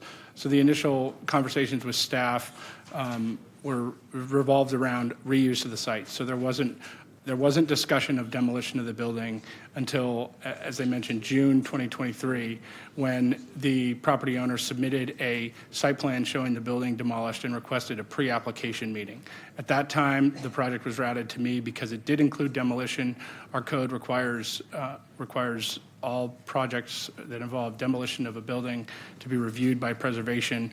I noted it was identified in our mid-century modern historic context statement and survey in 2016. I will note that buildings that are identified in a historic resources survey as being potentially significant are required under the Public Resources Code, CEQA, to be presumed historic resources until substantial evidence says that they are not. So the nomination process is to answer that question on whether this building should or should not be considered, since it was identified in 2016. I'll also note that the Mid-Century Modern Historic Context Statement and Survey has been posted on the city website since it was approved by City Council in 2016. So that information is available to the public. It has been available since 2016. So the notion that the property owner couldn't have found that information through their due diligence research before buying the property isn't really accurate. So then the nomination process was initiated when we gave the property owner the opinion that we thought it was significant based on the identification and the option to either revise the project to preserve the building or go through the nomination process to resolve the substantial evidence question required by the state law. Does that answer your question? Yeah, prior to a timeline. Is there any concerns about the 50-year mark? Because I know the building's at 47. Does that have any, because, we're to look at, that designation today. And have we in the past designated any buildings that hasn't reached that 50-year mark as historical before? So to the second question, I'm not sure when the last time we listed a building that was not 50 years old. There's a lot of nominations there that I wasn't a part of, so I can't speak to that. But I will say that our code states that our practices and procedures regarding historic preservation are to be consistent with state law. So the California Register has certain criteria for listing. That says that sufficient time should have passed for a building to gain a scholarly, or for the public to gain a scholarly perspective on the significance of the resource. So we rely on this state criteria as well as what says in our code, which is exceptional significance. And this particular building has volumes, literally volumes written on it, most notably by Professor Aronson, the chair of history at Manhattan College, who's the preeminent expert on Millard sheets and savings and loan designed architecture. And sufficient time to have passing to gain a scholarly perspective, staff believes, has been well justified by, again, the volumes of work published by Professor Aronson and others about the significance of Millard sheets, architecture, and art. Can I, sorry, I'm going to turn it, but this is an important question. I want to make sure that it's clarified and answered. Do you know of any buildings in the city less than 50 years old that have been so designated? I don't. Okay, thank you. There's a, my heart, I'm a history major. I went to Davis. I love history. I love preservation. But there's also a rational part of me, too, that, I grew up in District 2. I know the neighborhood, the disinvestment of vacant buildings. Just some examples. We've designated multiple buildings in District 2 as historical, and those buildings today remain vacant. My fear is, with this designation, we will have a vacant building for the next 10 years. And I know that, or even more, the Grand Theater is one example on Del Paso Boulevard. It's been sitting vacant for 40 plus years. North Sac Elementary School, it's been sitting vacant for 20 plus years. The investment that my community believes that it's going to come to North Sacramento has not been there. I really want to look at this and say, yes, let's preserve this building, but I know from a rational point of view that we might not have the investment into preserving the building or keeping it ready to be used for the next couple of years. My fear is also that the damage, I think the applicant, if you could speak on the vacancy and the damage to the building and or the cost of rehabilitation. Yeah, Armand can give specifics, but since the building has been vacant for several years, there has been a lot of vandalism. They have had, they've had security service out there. They put up a security fence that was stolen. They've had people break into the buildings and remove the water fixtures without turning the water off, so the building's been flooded on the inside. To rehab the building on the inside is a multi-million-dollar effort. I don't have the exact number, but it's somewhere between $3 and $6 million to just renovate the inside because it's all of the HVAC system. It's not ADA compliant. It's sort of all the windows, just everything has to be rebuilt on the inside. So it's a pretty significant investment, and that is one of the reasons that Market Street, is working with these larger medical providers because they do have the capital and the funding to be able to undertake a project like that. But it would take, a tenant who really has some significant capital backing to renovate. Can I just respond to one other thing about the notice and whether the mid-century context statement is adequate to provide notice?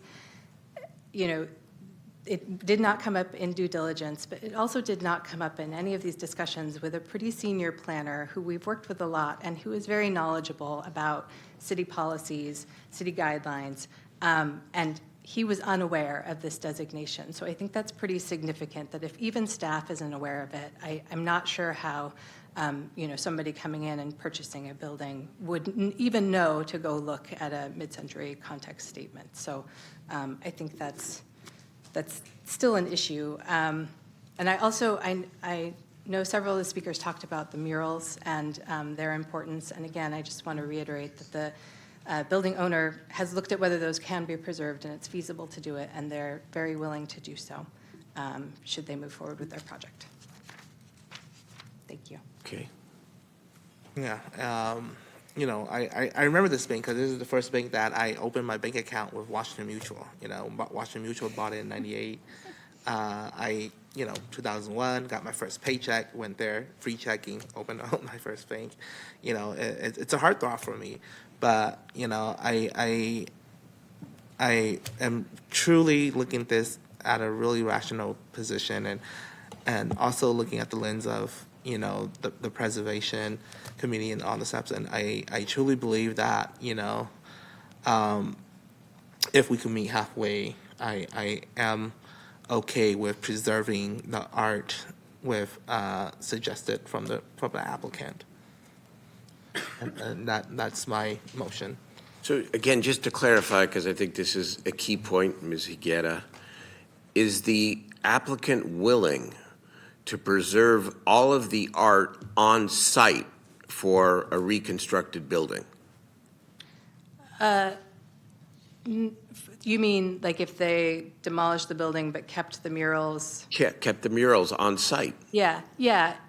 That's the rendering that we were showing you. Well, and so I assume, Councilmember Tao, that if you make a motion, that would be part of your motion as a condition. Well, it's not really, because we're not approving a project. Right. I understand that, but that would be the clear direction of the council as part of Councilmember Tao's motion. But I want to factually, is the applicant, whatever they do with the building, with their investor, are they willing to keep the artwork, the mural, on site? So there are 3 murals, 2 on the outside, 1 on the interior. And my understanding is that all 3 are salvageable. And the 2 on the outside would be displayed outside. The 1 on the inside I don't think is appropriate for preserving outside, so we'd have to come up with somewhere else to, preserve that. But that's possible. But it's possible. They can all be removed and without damage. Okay, as you're forming your motion. So my motion will be tonight, to not declare the 1950 Arden Way as a historical registered landmark on the condition that all arts by Miller Sheets are preserved and on site after development. Can I just, for clarification, I don't know whether, that's preservation staff's preference to keep them on site, but that is, we're willing to work with staff. They can come back to the future city council at some point if that changes, but I think the stronger the intent at this point, the better. Yeah, and then I'll open and close. Okay, that's a motion. We'll get to everybody now. Councilmember Guetta, there is a motion. Of continuing discussion. Excuse me? Well, second for continuing discussion. Thank you very much, Councilmember Mayor, Guetta. may I clarify, Councilmember Tao, you did open and close the public He hearing, did. correct? And the motion was to deny the action? With some Direction. specific direction. Thank you. Okay? Thank you. Councilmember Guetta. Thank you, Mr. Mayor. Appreciate the conversation here, and also appreciate the history that and personal experience that Councilmember Tao has with this building. First, I want to thank all of the preservation advocates who are out here because of the work that you've done for many years have kept some of the jewels that we do have in our city. So I do appreciate that work that's been out here, and particularly Patty, you're always so very eloquent, and we're happy to have you as a public servant for our state as well. I think you can drive around our city in many places and see those efforts that have happened to maintain our history. But I think from the presentation that we've heard in this public hearing, for me, it's pretty clear. One, we have to try to have as much as a clear standard as possible. And for me, I worry about what I see here in the moment. And let me say I appreciate staff's work on this for reviewing and doing due diligence, but I feel it's a pretty clear overreach. And I'll tell you why. For me, it's very personal and concerning. One, we're in a very positive momentum of reviving and re-energizing many of our commercial corridors.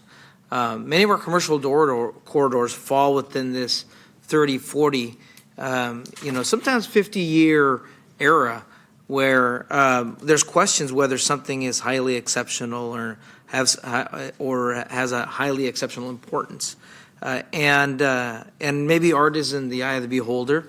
I would say that yes, there's the Cape Canaveral argument, and this is not no Cape Canaveral, but I think also the comment that was made that to equate this building to the Royal Chicano Air Force or the bust of Father Miguel Hidalgo, I think that's a false comparison.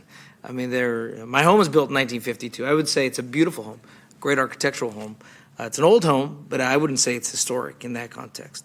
But nonetheless, I think we have to look at what's the facts before us. And number one, does it meet that standard? Now, if the community had come here and there weren't any definition or any objections or questions from other experts saying that this is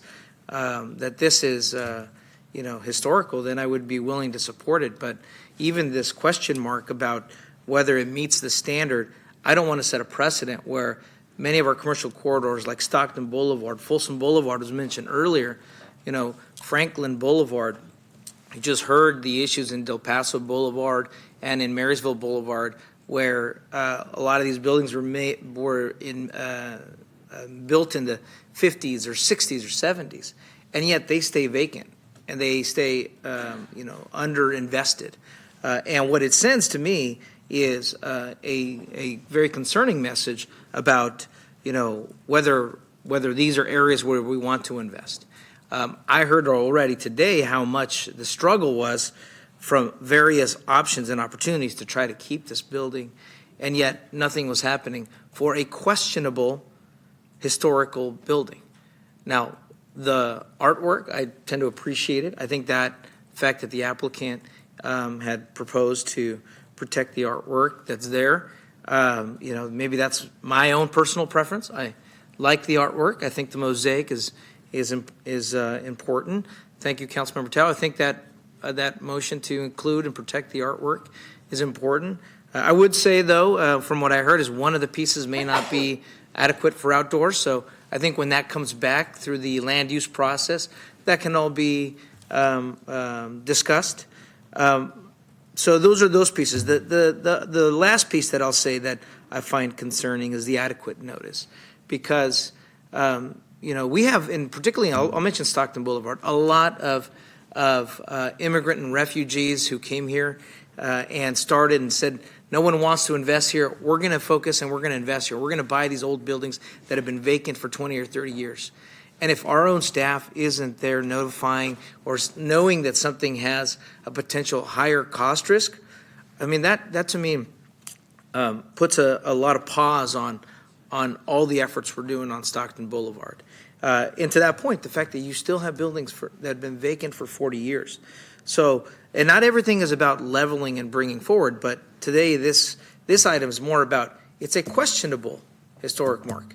We have passed over the last 3 weeks a number of locations that have been unanimous, and only because it requires a public hearing were they not on consent.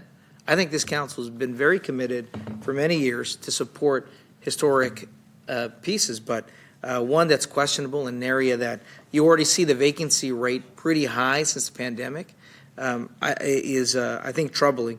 And more so, I think I want to make sure that unlike other cities, and maybe this is for the city manager of future conversation, unlike other cities that are not over 100 years old or not over 50 years old. I mean, the city of Jurupa Valley is only less than 10 years old, so they don't have many of these concerns, but we do, and we should be helping to make sure that we don't fall into this quagmire. So I'm not sure how we approach that, but I do have a concern that this would be an overreach, and I would support the motion to deny the staff recommendation. Thank you. With the condition, yes, with the condition. It's direction. Yes, with the direction. Yes, yeah, very much. Yes. Yeah. All right, thank you. I hope I didn't inadvertently knock anybody off the queue here. If I did, just pop right back up. Mayor Pro Tem? Thank you, Mayor. Vacant buildings and vacant parcels that we have on our commercial corridor deserves a lot of time of policy conversations for us here on the Sacramento City Council. Like, all our commercial corridors are facing the same burden of just empty parcels and absentee landlords that don't live in our community. So I definitely feel like that's something that we need to bring to council as soon as possible, especially after doing a ride-along with Councilmember Tao in District 2. So something, city manager, for the future.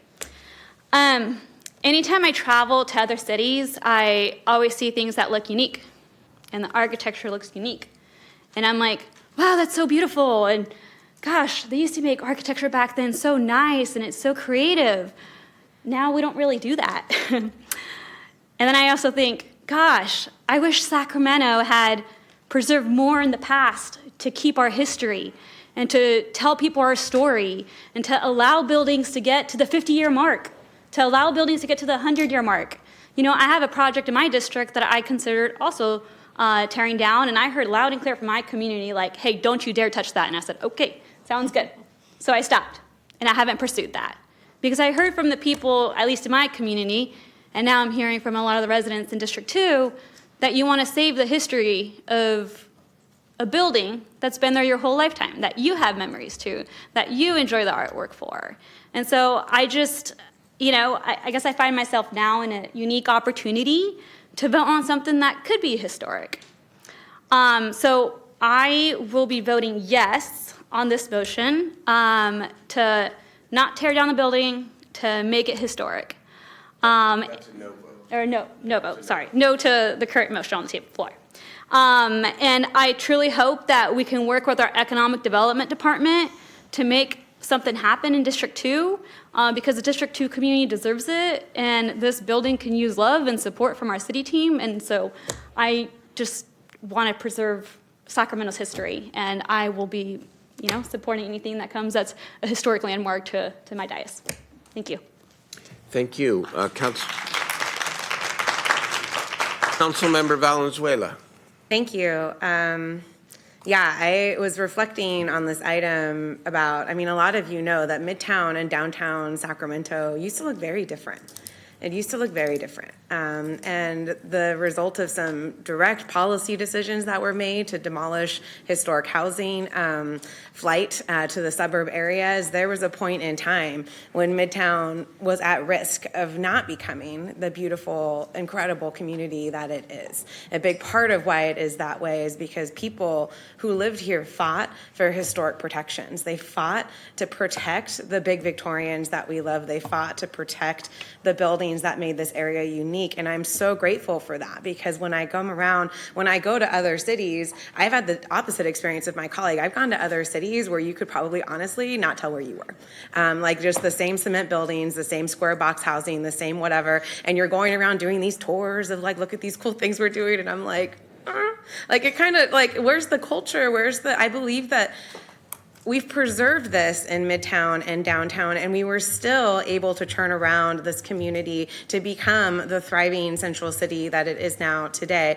And so it's not counter to say historic preservation doesn't deter economic investment. We have found a way to do this. We know how to do this.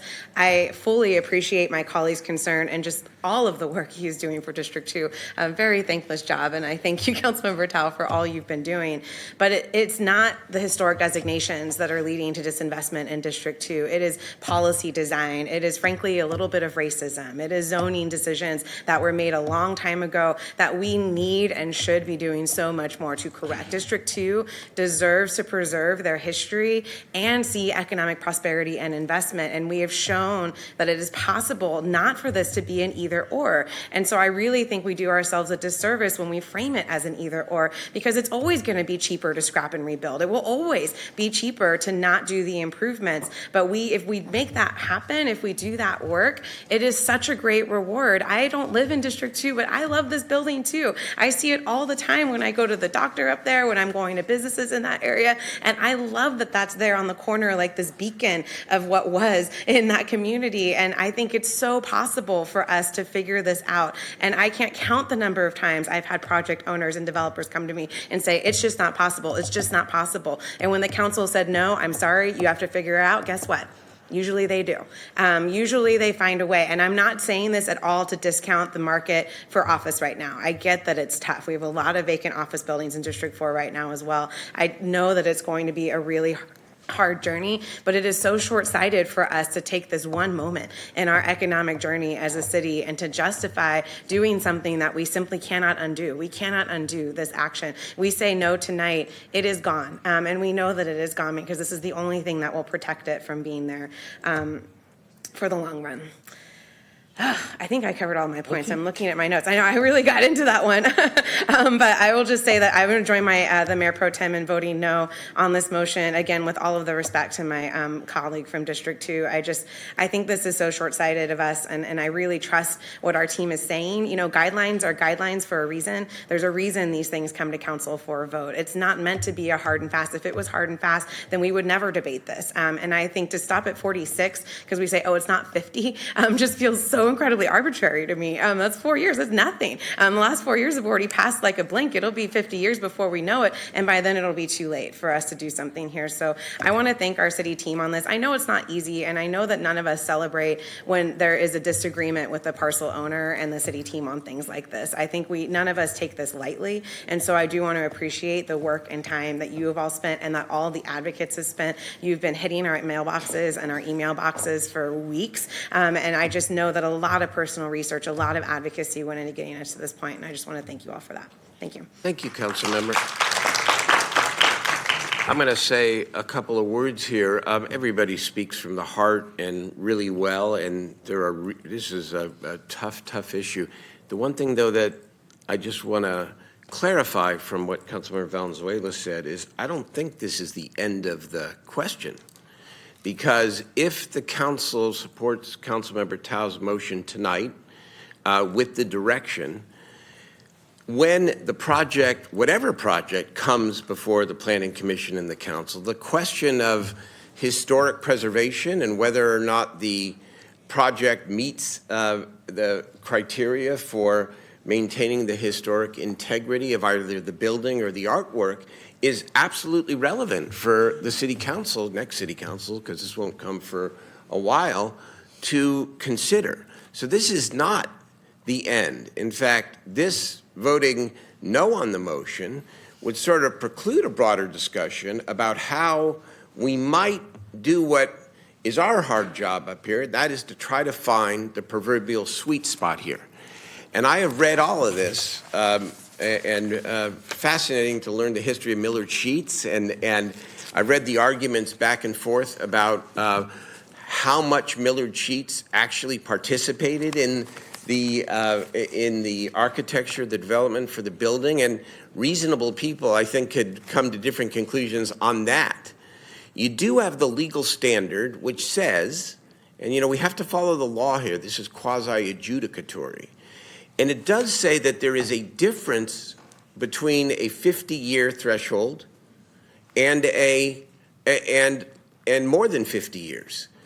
And we owe fairness, if this is like a court, to both the historic preservation advocates and the applicant. We have that legal duty. And so that law and that line may be arbitrary, but it is what the law is. And the law says it has to be extraordinary. And so you look at this factual dispute about how much Mr. Sheets participated in it or didn't, and I can't conclude that it meets that legal standard. I know I'm playing lawyer here, but that's part of what we're supposed to do in the quasi-adjudicatory fashion.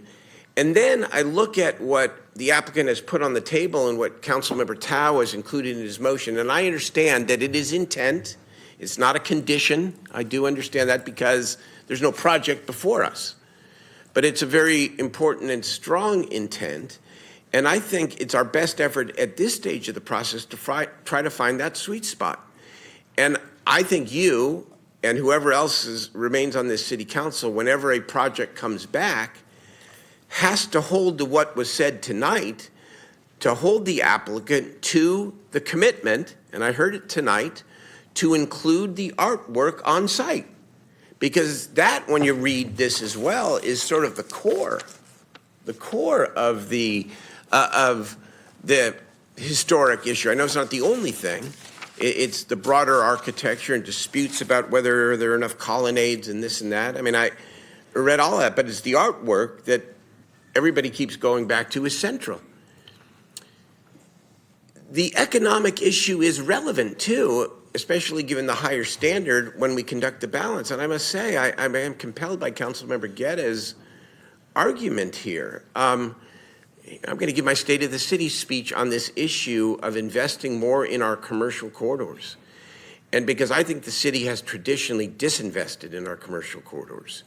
And we're just beginning to have some intentionality around our strategies. I'm going to do this out at Aggie Square on Stockton Boulevard, but the same message could apply Arden Way or Del Paso Boulevard or Franklin Boulevard or any of the other historic boulevards.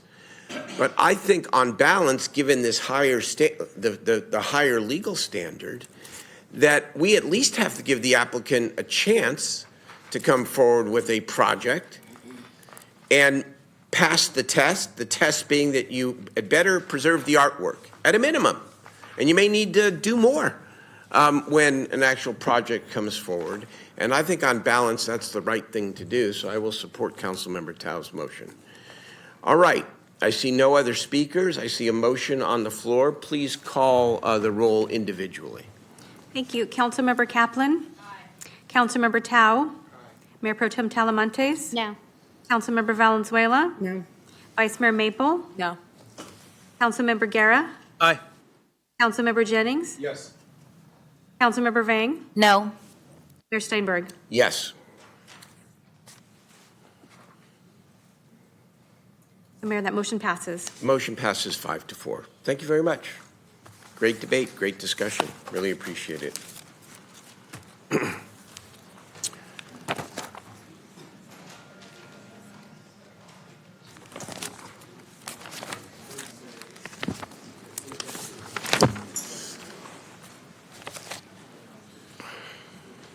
Okay, we now move to item 15. Yeah, we now move to item 15, which is the annual military equipment use policy. Chief Lester and team? She'll be right in. Okay, I see. She's right there. All right. Good evening, Mayor and Council. Sacramento Police Department is really proud to present to you tonight our annual report on the availability and the use of less lethal and specialized equipment, known as our Military Equipment Use Report. In a moment, Captain Clay Buchanan will walk you through the key elements of this report, and we will attempt to answer any questions you may have about it. First, though, please allow me to share my thoughts really on the importance of the report and on the philosophy and principles behind its preparation. The report is obviously required by law, but it's also part of our department's ongoing efforts to safeguard the people of Sacramento in a way that is professional, accountable, and open to public view. That's why we've really embraced this report as an opportunity not only to be fully transparent in identifying and describing every piece of the equipment that we use, but also to identify areas in which we can improve in our professionalism and accountability. The equipment is described as military equipment, but as we all know, that is somewhat of a misnomer. Today, the term military equipment in the report covers materials that are decidedly non-military and in some cases integral to responsible professional policing. The report includes, for example, all of our less lethal equipment and options that are central to resolving dangerous situations without having to resort to deadly force. This council and our community have made it clear their desire that we seek at all times to deploy as little force as necessary and to consider deadly force only when the options are afforded by this equipment and technology are unavailable or exhausted. Responsible policing and the protection of a community requires that we prepare not for what we hope will happen, but for what we know can happen. We know from the effective use of new technology and equipment that we can keep individuals, officers, and neighborhoods safer. We have undertaken to compile a report that is comprehensive and as thorough as possible. The report you have tonight represents literally months of work by our staff, our professional standards unit, our data analysis staff, as well as our department leadership. And I would like to thank that team really for their exhaustive efforts in auditing, cataloging, and preparing this report, as well as their involvement in community outreach. This outreach included the solicitation of public input on the report, both through a community survey and also from testimony and conversations with members of the public in a meeting held on July 22nd of this year. The work is necessary. We undertake it eagerly. We agree wholeheartedly that we need to know as precisely as possible what equipment we have, where it is, what it costs, and how available it is for use. And more than this, we need to continually examine whether the equipment matches our mission and is up to date with policing strategies and tactics that are continually evolving. Our track record on the subject is really solid. We have in prior years demonstrated that we are very careful stewards, not only of the equipment that we have, but also of the public's funds needed to buy and maintain this equipment, as well as to train our personnel in its responsible and safe use. At the same time, we always know that we can improve in key areas. At our law and legislation meeting, Councilmember Jennings really talked about the importance of transparency and continuous improvement. I think this report is an example of that. We know that we've been in the business of acquiring and warehousing this type of equipment for 175 years, and the task of precisely accounting for all of it is a significant one. We're not naive enough to think that we won't have errors in inventory accounting or occasional challenges in verifying that everything we have is where it is supposed to be. That's why we asked the city auditor to come in and examine our processes from top to bottom, which they're currently doing. We wanted independent eyes and expertise to help us identify where we have fallen short of our goal of complete accountability and where we can focus our efforts to improve. So that audit remains underway, but there are already key learnings that we have been putting into action to improve the report and our overall systems of equipment inventory and use. So in conclusion, this report is a key element of that commitment. I ask you to consider it carefully and to help us in our goal of truly professional and responsible policing. Captain Clay Buchanan will now present the report in a bit more detail, and our team will be glad to answer any questions you may have. Thank you for your consideration of our report. Thank you. Good evening, Mayor, Council, and City Manager. I'm Captain Clay Buchanan. I'm here today to give an overview of the Sacramento Police Department's military equipment use policy and annual report. Before I begin, I would like to thank the community for providing feedback regarding our military equipment policy and report. I would also like to thank the Sacramento Community Police Review Commission for providing recommendations to allow us to provide a better report and policy each year. We're asking you to approve Sacramento Police Department's military equipment use policy general order 410.06 and rescind Sacramento City Ordinance number 2023-0018.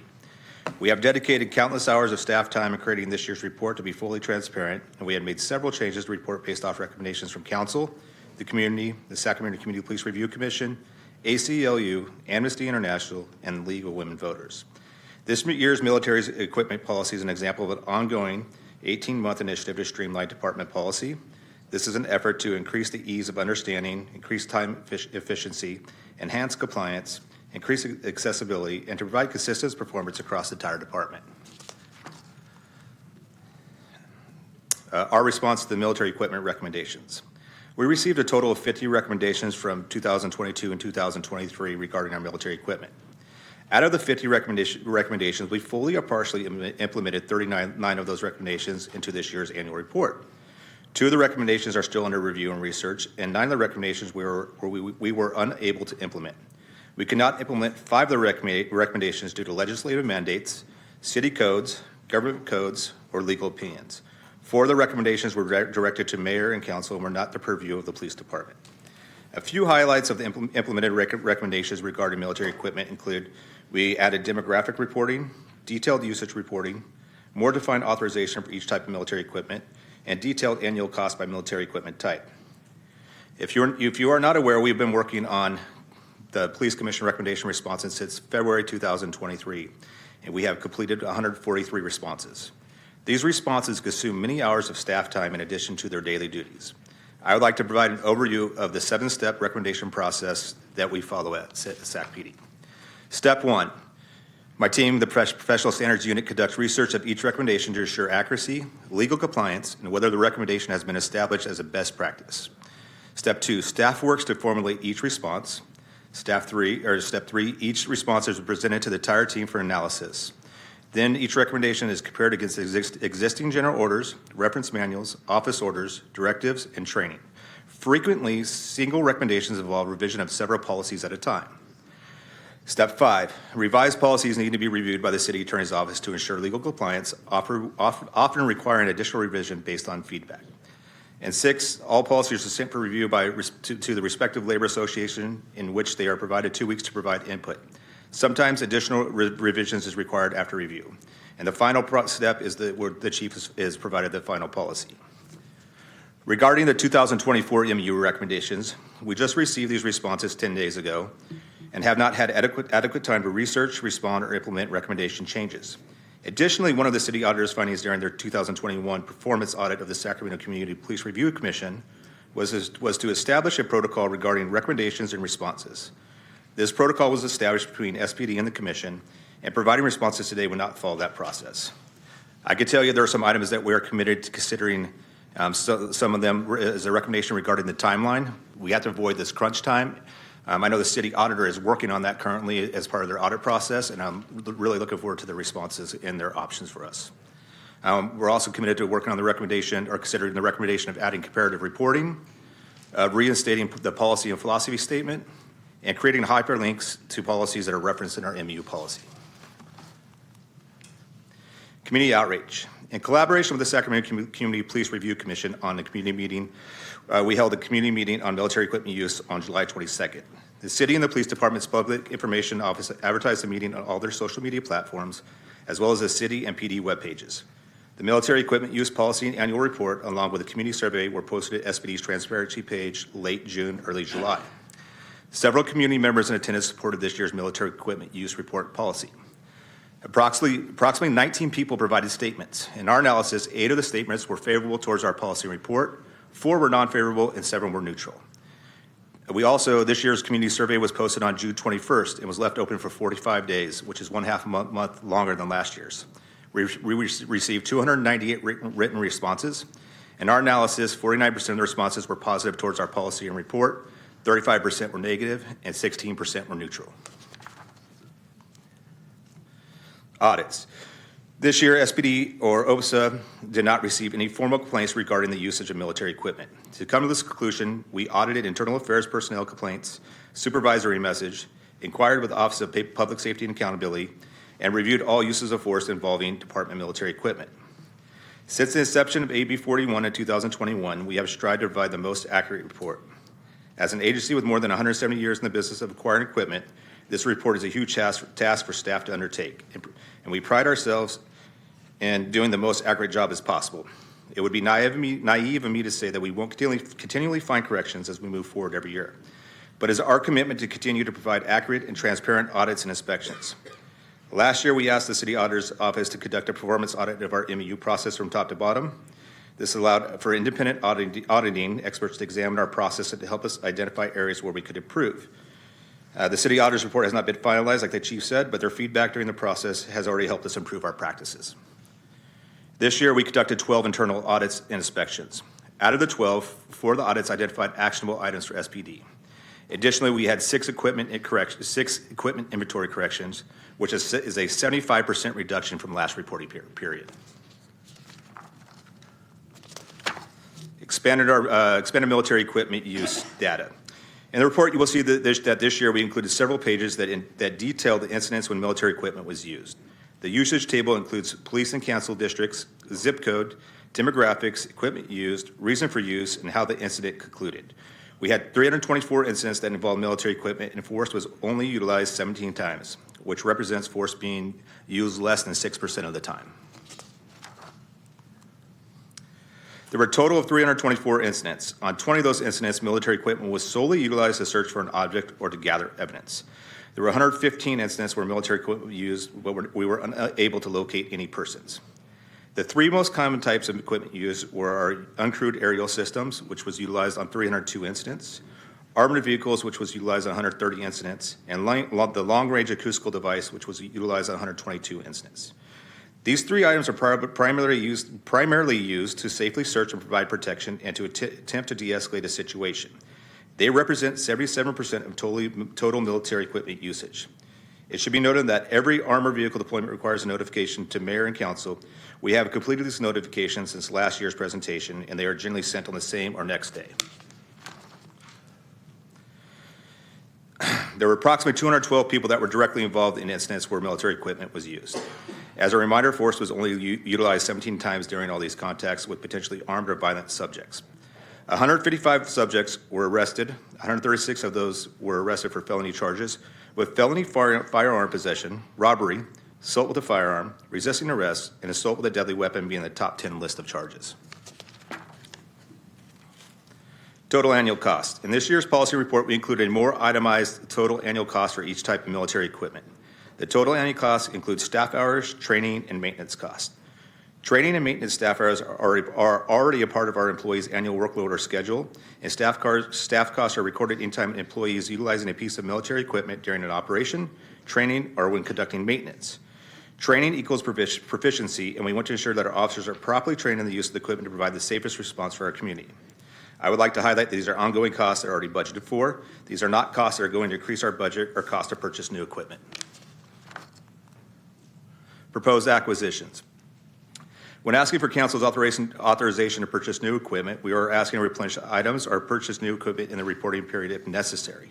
If the authorized equipment is needed in the reporting period, then a notification is sent to mayor and council, but just because items are authorized does not mean that we will always purchase them.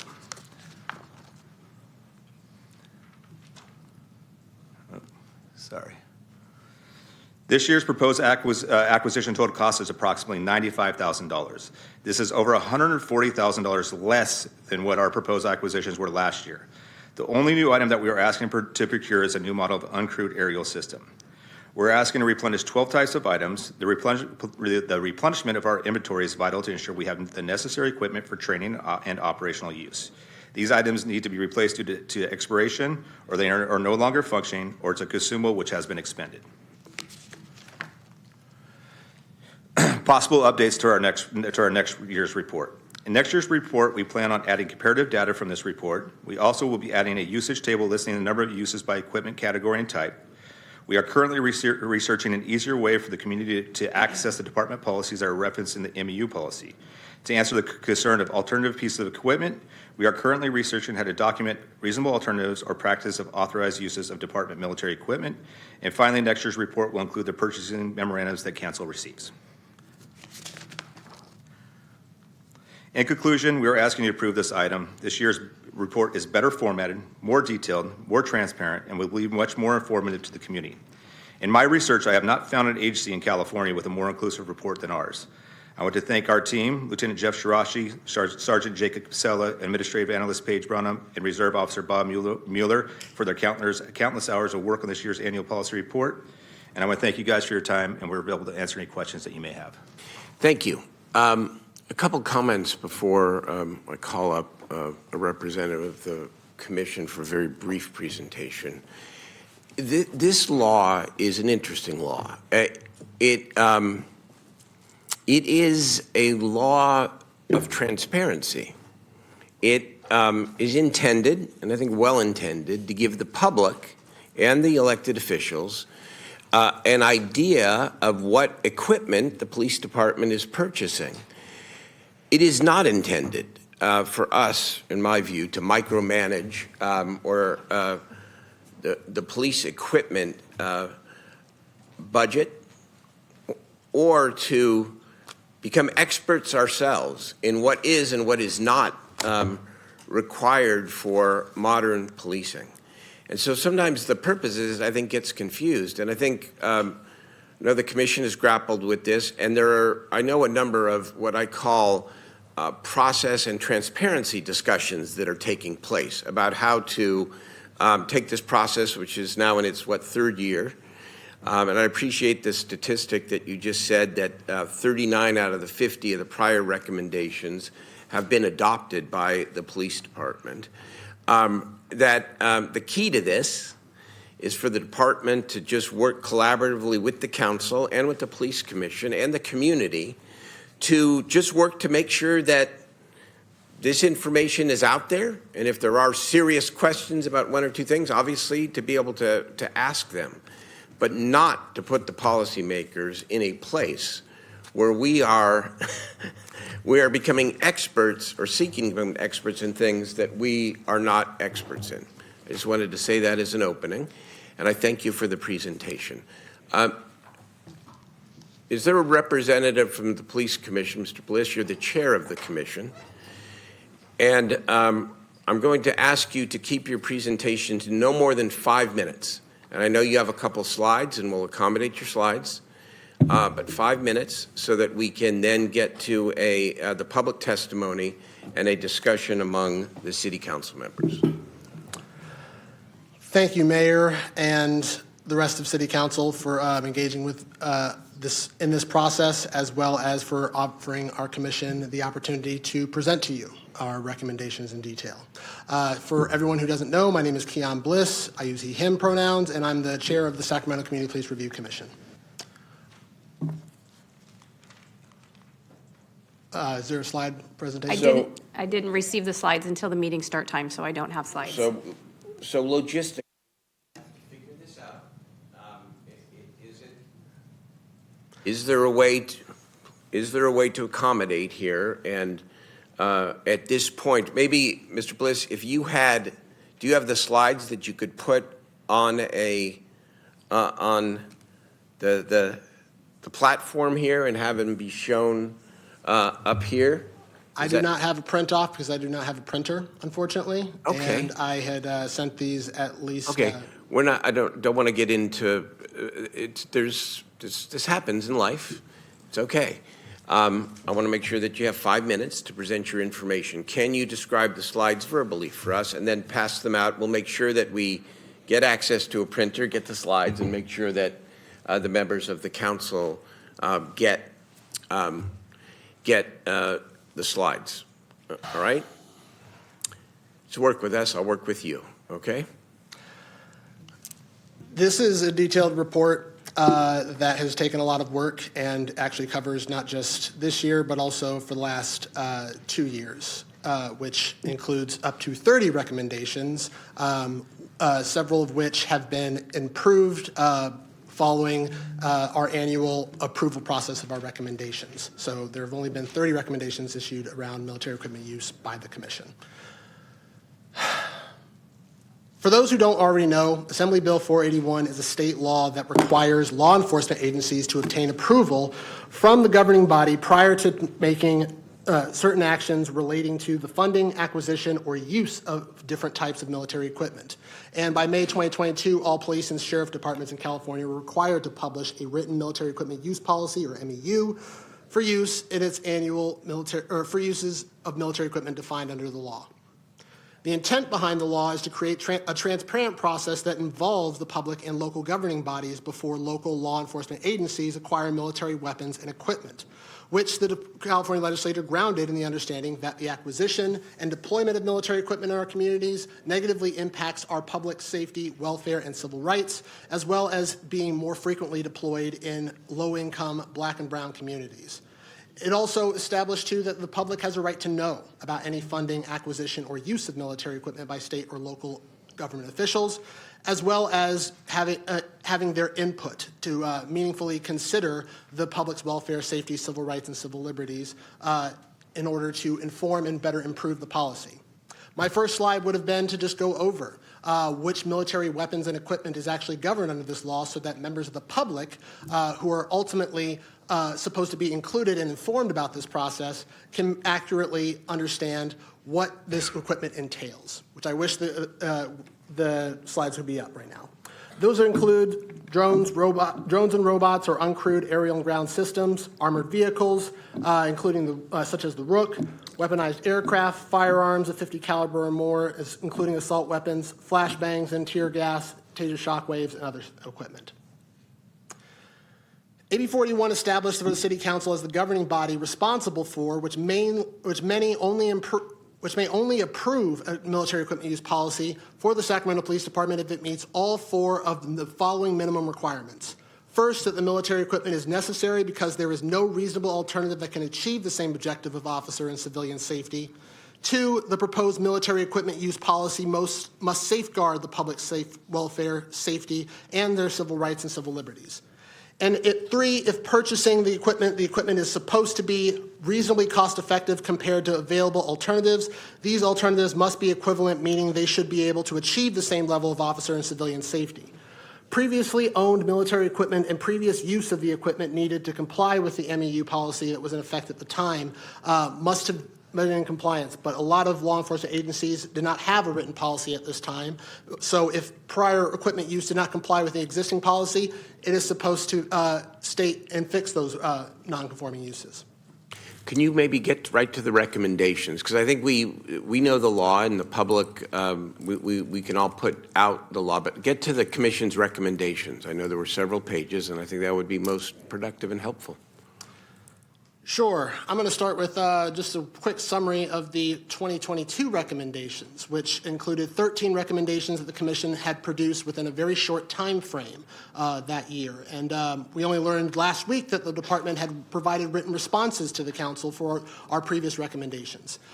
Several of which have been implemented, but we are still waiting for City Council to provide, review and approve the following recommendations, which include requiring all annual procurements, acquisitions, or purchases to be submitted separately from the annual report or policy updates for consideration by the Budget and Audit Committee, and adding written language to clearly state the limits and conditions for SPD's use of each type of military equipment in compliance with AB 488 and AB 481, including specific details for when it is authorized for use and when it is unauthorized for use.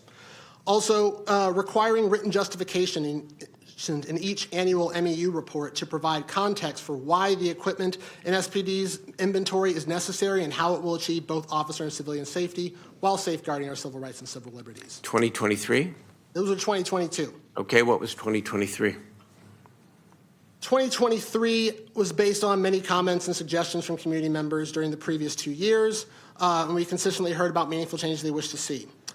Some of those that have been implemented from last year's report included having the department track and report all military deployments in its annual MEU report rather than reportable uses of force, as well as removing ambiguous language that allows military equipment deployments in virtually any situation, such as when the department has a tactical advantage or for crowd control purposes.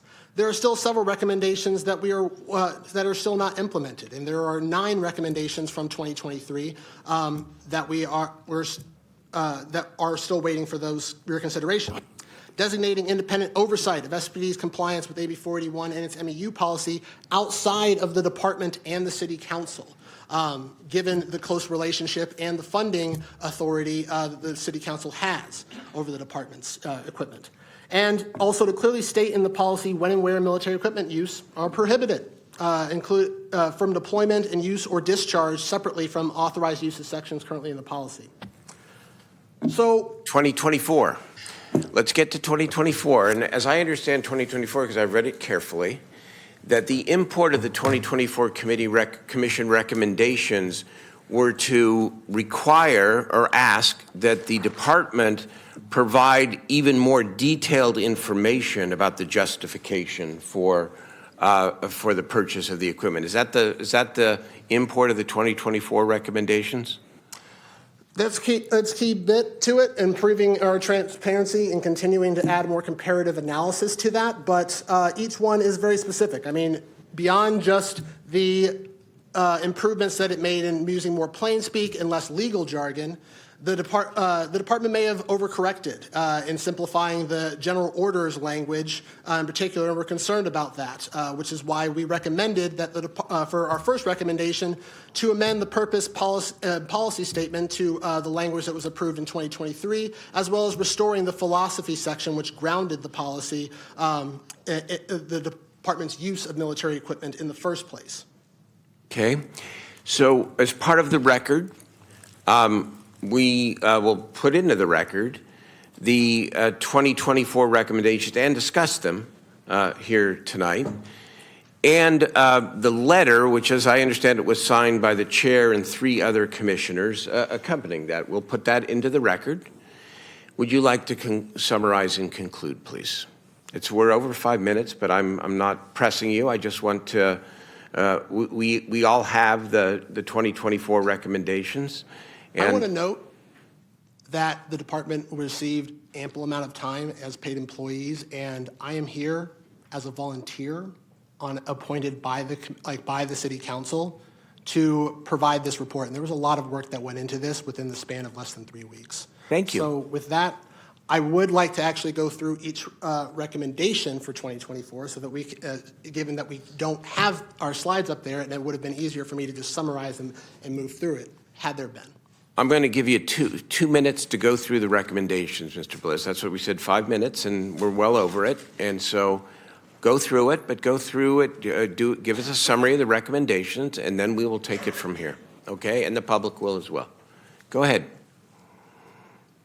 Recommendation number 2 was amending Section F of the general order to require SPD to list the current quantity and ongoing per units approved situations for use, restrictions, total annual costs, and fiscal impact of each military equipment type in both the general order and the annual use report, because we had noticed that current quantities for each item of military equipment was removed from the general order but listed in the annual report, which is not included separately on their policy and transparency page, and then annual costs or fiscal impact of each type of military equipment, which was removed from the general order but listed in the annual report, though not nearly in as great a detail as previous years, as well as restoring the authorized usage and approved situations sections, was removed from the general order and replaced with a statement that refers to multiple different general orders and reference manuals listed on the website that requires members of the public to dig through the city's web pages and look through hundreds of pages of potential policy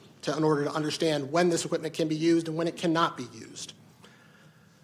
Number 3, amending Section C to add the verbatim language of AB 481 to specify the 4 minimum requirements for City Council to approve the military equipment use policy. As stated before, Assembly Bill 481 is not a polite suggestion.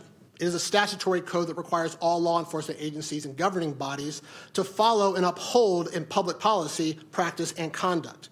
So with that said, it requires that the current policy, as well as purchases of new equipment, must be necessary because there's no reasonable alternative. It has to safeguard the public's safety, welfare, safety, civil rights, and civil liberties, is also reasonably cost effective compared to available alternatives, and previous uses, prior misuses were fixed in the current policy. And you want that statutory language to essentially cut and pasted into the policy itself so that it reiterates what the requirements of the law are. Correct. I'm going to ask you to sum up here because I want you to get to the 6 questions because I think that's the key piece. I understand because I've read it carefully that the commission is asking that the key parts of the law be put directly into the policy, but then I think you do something that is even more interesting, which is that you recommend 6 questions that the department answer either now or in the future that will provide the public more information and detailed information about the reason for the purchase of the military equipment. We can read that. I'm inviting you to describe the 6 questions, and then I'm going to ask you to please let us take the rest of the public testimony. Council, beyond just justifying the current inventory, those 6 questions that we're talking about also would pertain specifically to new equipment purchases, namely prompting the department to provide explanation for why the equipment is necessary that it's purchasing, especially within the current fiscal years compared with cost-effective alternatives. For example, one of the things that we had wanted to show both council and the members of the public was the number of uses that the department has of each particular type of military equipment, which the commission had actually conducted analysis on, and how those compare with the proposed acquisitions, such as SPD currently owns 74 uncrewed aerial systems or drones, but is requesting an additional 9 units for $55,000. While drones by far had the most usage in the last reporting period, 7 of these units are from the most expensive brand in its inventory, costing over $7,500 each. So thank you for providing the example of why you want more detailed questions. I appreciate it. So I'm going to ask you to take your seat, please. Thank you. We understand the summary and we have it all before us, and we're going to. The public doesn't have that. Well, the public, it's part of the record. Let's begin the public testimony. Thank you. Thanks, Mr. President. Get the input of it. Go ahead.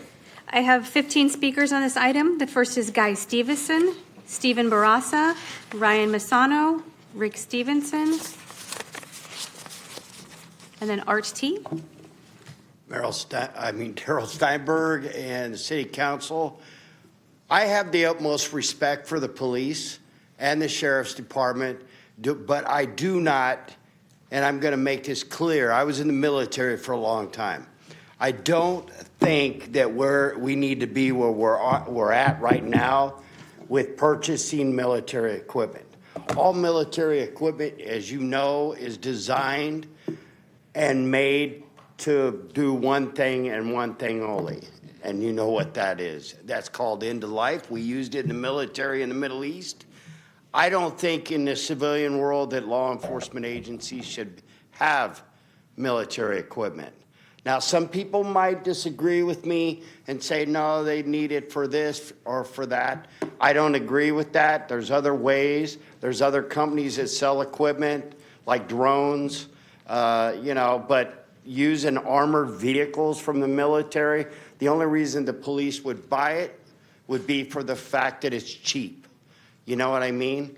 And they can buy it from the GSA, the government surplus. But in my point of view, I don't think I really don't believe that the police department should have any type of military equipment, period. But that's my own opinion.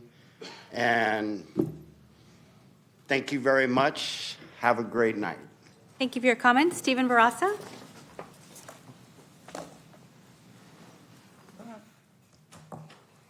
It's not available, no. No. No. Thank you. Fair enough. Greetings, City Council. As we've learned, this is not military-grade equipment. AB 481 specifically talks about surplus military equipment being given by the federal government to state and local jurisdictions for law enforcement. And none of this equipment on the list falls under that category.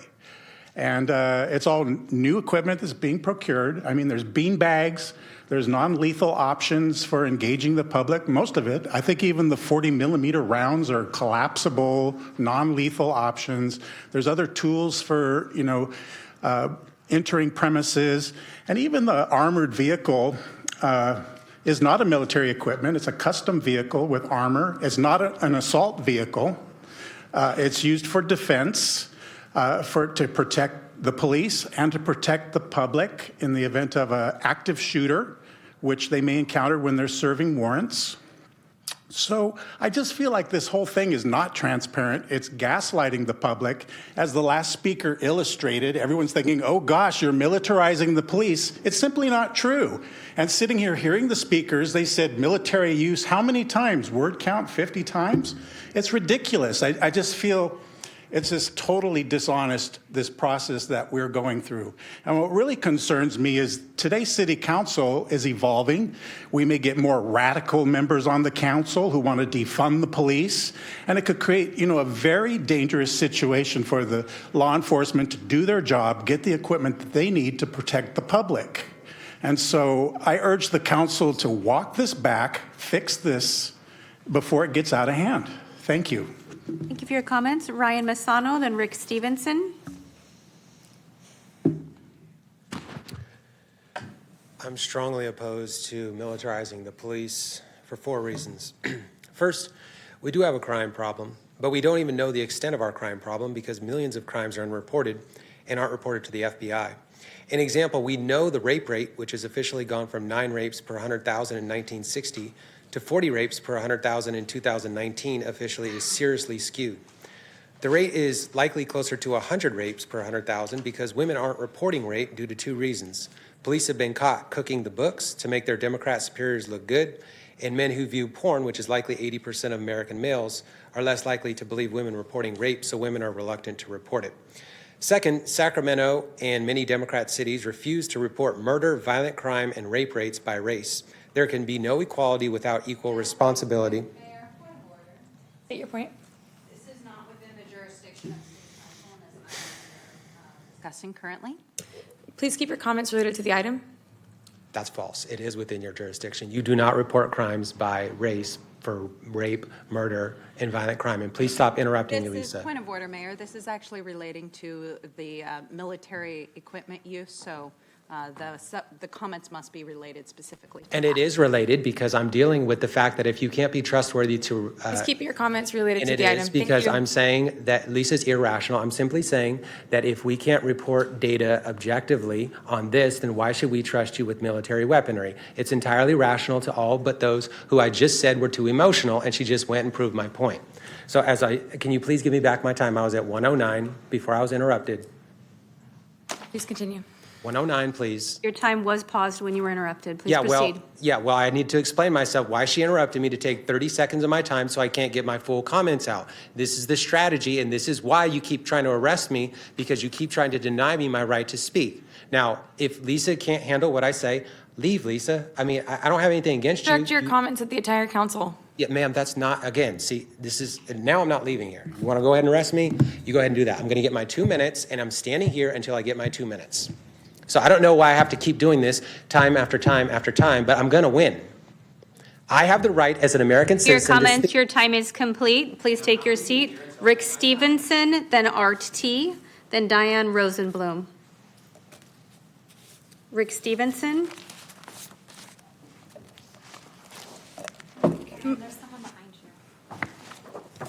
Mr. Stevenson, come on up and speak there. We'll work around this guy if we have to. Go ahead. Okay, Staff. I think I can speak loud enough. I don't need a microphone. Go ahead, Mr. Stevenson. Yeah, I am absolutely in support of this equipment being acquired. It doesn't matter how many times you use it in a year. If you don't file an insurance claim in 1 year, it doesn't mean you drop your insurance. It's better to have things and not use it or not need it than to need it and not have it. And most of it has a very long shelf life. I've fired ammunition from World War I. It works just fine.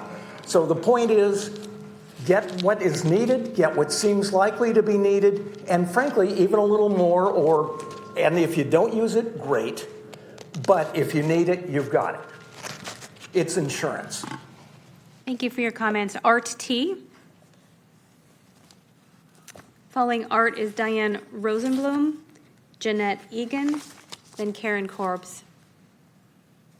Good evening, City Council. Good evening, Mayor. I'm a jarhead, so I'll make it quick. Please note, we use military equipment for several things as far as definition. But when you go to the Golden One Credit Union and you see an armored car pull up, what do you think they're doing? There's not a squad of people coming out, just money going in and out. So that definition as far as military equipment kind of baffles me a little bit. I wanted to say that I pat SAC PD on the back because they're to do the job, to get into the armored car and to rescue somebody. Safety and security for all. Thank you. Thank you for your comments. Diane Rosenblum, then Jeanette Egan and Karen Corbs.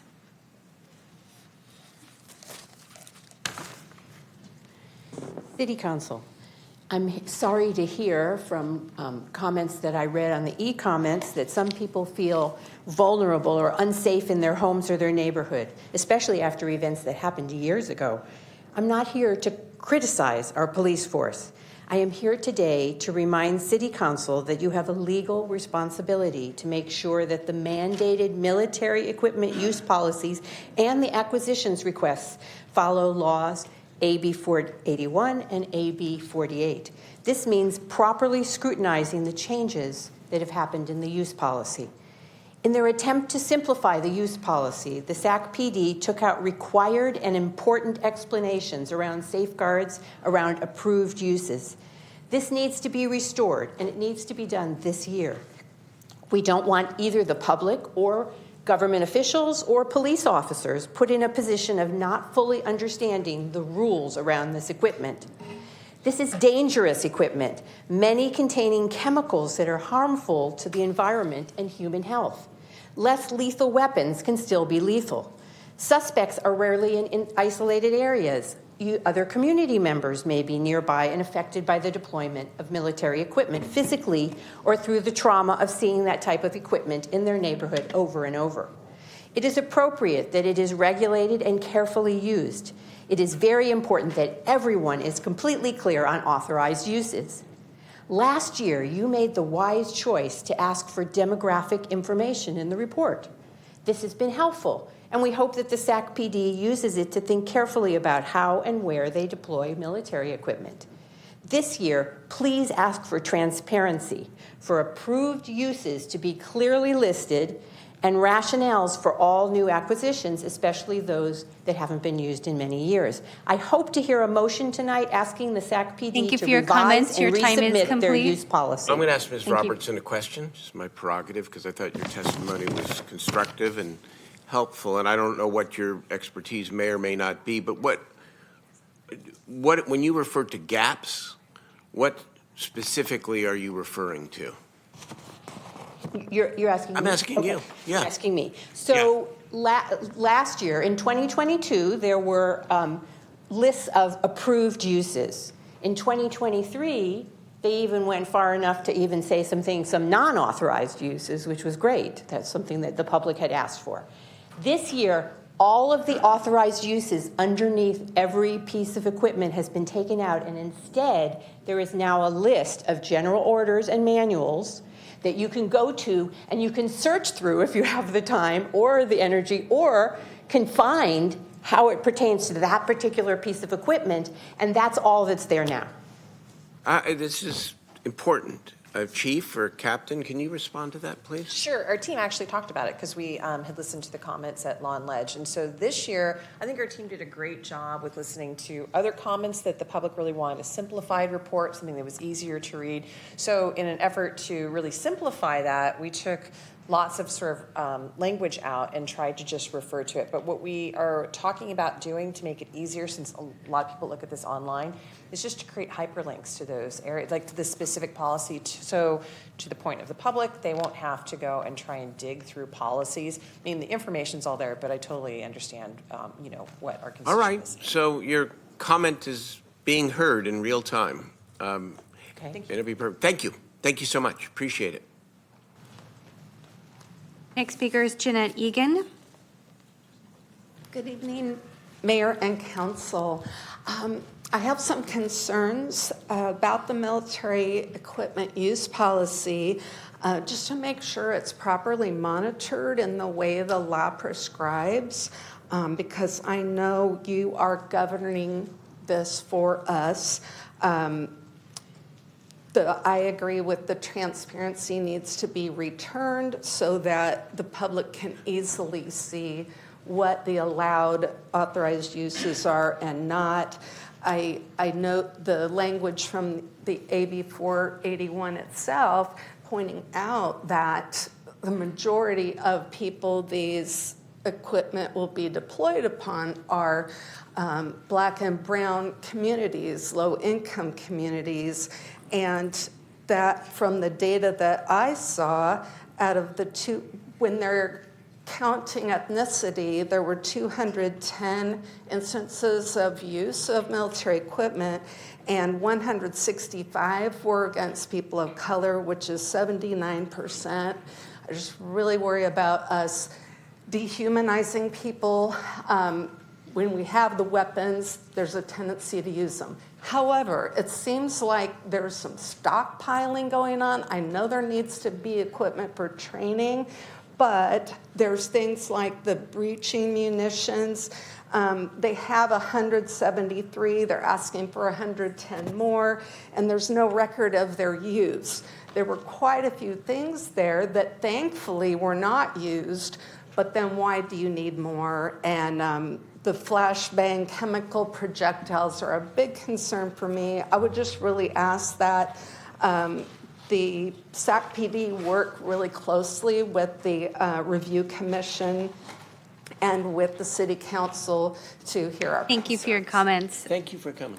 Next speaker is Karen Corbs, then Vito Segromo, then Jim Randlett. Thank you, Mr. Mayor and City Council. I am here today to ask City Council to please support and approve the military equipment that the Sacramento Police Department is requesting. First, I am totally confused as to why it's called military equipment, since it is purchased commercially not made for the military. But I digress. The equipment that the police department is requesting is necessary to enhance officer safety, respond to high-risk situations, and can neutralize threats more effectively. For instance, specialized vehicles can protect officers during active shooter incidents, hostage rescues, domestic violence situations, and peaceful protests that turn into violent riots. In addition, this equipment may be needed to counter heavily armed criminals who possess firearms capable of piercing standard police armor. Resources like drones can be outdated very quickly, so it's important for the police department to have new resources that have state-of-the-art technology. But not only is it important to have this equipment for the police officers' safety, it's necessary to have this equipment for the safety of the citizens who live in Sacramento. If our police department lacked the essential equipment needed, they may struggle to effectively protect the community. The last thing I want to see happen is our police department at a significant disadvantage when facing heavily armed criminals. Interestingly, most of the items we are talking about are tools to de-escalate situations for a safe resolution. I can't imagine living in a city where our police department does not have the tools they need to keep the public safe. If our police department does not get the equipment they need, then criminals will feel emboldened and residents will feel unsafe. I've said this before, you've heard me say this before, and I will say it again and again. My friends, my neighbors, the people that I know who live in Sacramento want a well-funded, well-trained, and well-equipped police department. Thank you. Thank you for your comments. Vito, then Jim Randlett, then Christina Rogers. Mayor, City Council, and City Manager, I'm here to encourage you to support this measure and support and make sure that the police have the tools, the safety tools. I think it's been mislabeled as military equipment. And during my 37 years or more at the state capitol, I had to work very closely with FBIs, with the police, with state police, CHP, on many dangerous situations. If this equipment was available to them, they not only would de-escalate, but it would have saved lives, both for the police and for the citizens. I strongly encourage you to support the police. Thank you. Thank you for your comments. Jim, then Christina. Mr. Mayor and members, my name is Jim Randlett. I'm a resident of the city of Sacramento. I'm here to ask your aye vote in favor of this motion, or the proposal that's before you. Most people would say that protecting citizens is the #1 function of government. And so what you have here today, I think, are your experts in protecting the public coming to you and saying, this is what we need, this is the tool we need to do our job. And I have trust in the police department, and I hope you do too. And if these are the tools they need, I would suggest that you approve them. Thank you. Thank you for your comments. Christina Rogers, I have 5 more speakers. Following Christina is Michael H. Hi, City Council. I support the new technology, non-lethal and lethal weapons as requested by the police department. For instance, armor-piercing bullets should be on hand if someone is wearing armor and taking hostages or shooting up a school or public space. Non-lethal tools like pepper balls and shot launchers. If angry mobs decide to tear up our downtown again, closing businesses and harming the quality of life for others, these tools should be available to push back. It is not right for some to decide to tear down what hardworking folks have built up. Replenish existing tools. Our city is the state capital, and Governor Newsom talks about being the best and an example to the rest of the United States. Then let's ensure our men and women in blue are equipped with the best training, technology, and tools to handle crime. And finally, drones. Crime is up. Neighborhood vandalism happens every night now. A drone could also help keep track of those trying to break into cars and homes, maybe alert an officer of a prowler before another woman is murdered while sleeping in her home alone. These are real problems in Sacramento, and police need drones to be the extra eyes to make up for their low numbers. Technology changes quickly, and if our city is to have the best law enforcement team in California, we must provide them the tools, training, and support they deserve to get them there. Thank you very much. Thank you for your comments. Michael H., then A., then JP. Hello, I'm here speaking in opposition of adopting the MEU policy as is without incorporation of the recommendations from the Sacramento Community Police Review Commission. I'd be able to speak to it in more detail, except the commissioner that works on behalf of the community was not given the proper amount of time to speak, was given parliamentary sort of guardrails, whereas other people were allowed to speak in 10 minutes. at will. 10 minutes, by the way. Okay, but make your point. Okay. Make your point. Thank you very much. Yeah, your grace was very evident in the proceedings. Well, I appreciate that. That's very kind of you. Thank you very much. And so once again, I stand in opposition without the incorporation of the recommendations from the commission. Thank you for your comments. I have 3 more speakers, A, JP, then Dan Tibbetts. Is there an A? Following A is JP, then Dan Tibbetts. I am opposed to the request for military weapons and equipment across the board. It was said earlier tonight, we don't wish to use deadly force, and yet this is exactly what happens. What is more deadly than using militarized policing? To kick people out of safe and accessible housing, specifically at Camp Resolution, which happened just on yesterday. We all witnessed there an exorbitant and excessive amount of police and police equipment used against community members that should have never been forcibly and violently removed from their homes. The continued militarization, and with it the increased funding for SACPD, has done nothing to keep us safe and instead has proven to work against our most vulnerable populations. I urge the council to require the implementations of the recommendations made by the public and also by the Community Police Review Commission, including written justifications for spending on military equipment and any alternatives that have been considered. And as always, reinvesting in our communities through fair housing, healthcare, schooling, food programs will always prove to keep us safe, not armored vehicles, not chemical weapons, not drones, and not grenade launchers. Thank you for your comments. JP.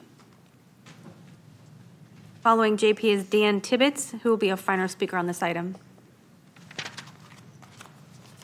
Good evening, Council. I'd like to first respond to the urge to remember that we're not experts and that we need to leave this to the experts.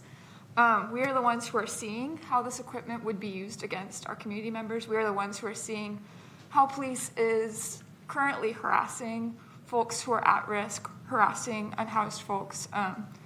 The police is already doing violence against our community members, and so to say that we need to step back and let them do their thing and let them tell the story of whether or not they are correctly responding to situations feels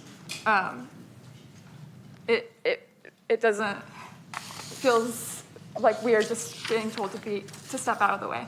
And it's also not in line with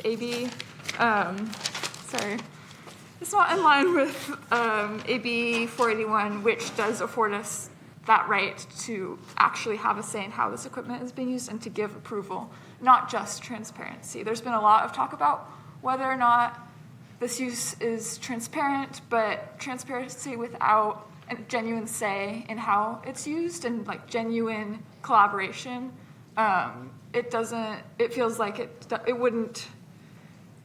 we would just know about more maybe, but still not be able to do anything about it. And that's what we saw tonight was, we have a commission. The commission does all of this great work and puts forward these recommendations.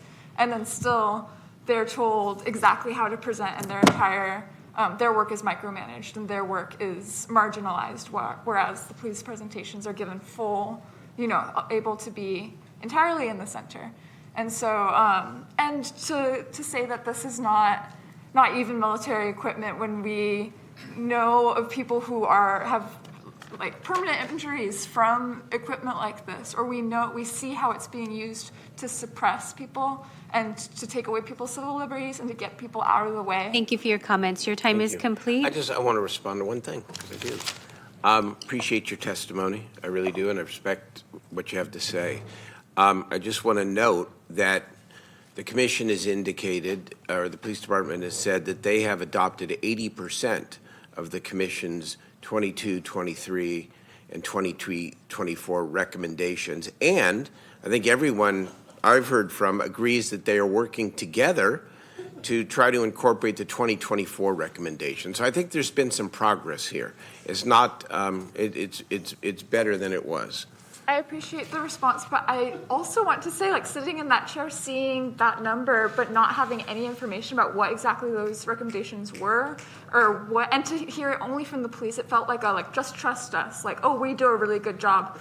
How are we supposed to know when it's just 80%? 80% we take these recommendations, but we don't actually. Thank you for your comments. Your time is complete. And I was the one who asked the question. Thank you. I appreciate your response. Dan Tibbetts.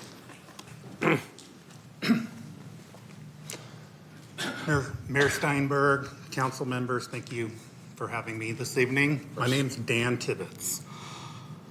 I'm here to support the police and strongly support Chief Lester's recommendation regarding this policy. Next week, September 3rd, marks the 3rd anniversary that my sister, Mary Kate Tibbetts, was brutally murdered in her house in the Land Park neighborhood. My sister died from a confluence of bad legislation, Prop 57, Prop 47, and then Zero Bell.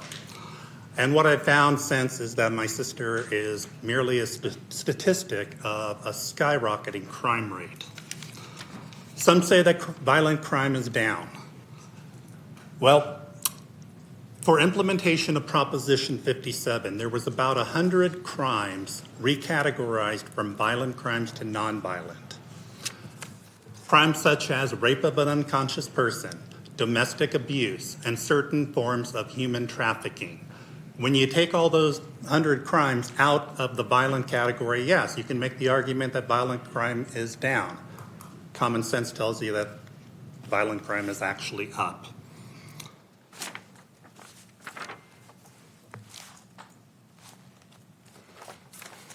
With violent crime being up, we need the police force to be adequately equipped with the tools necessary to not only protect us, the law-abiding citizens of the city, but also to protect themselves.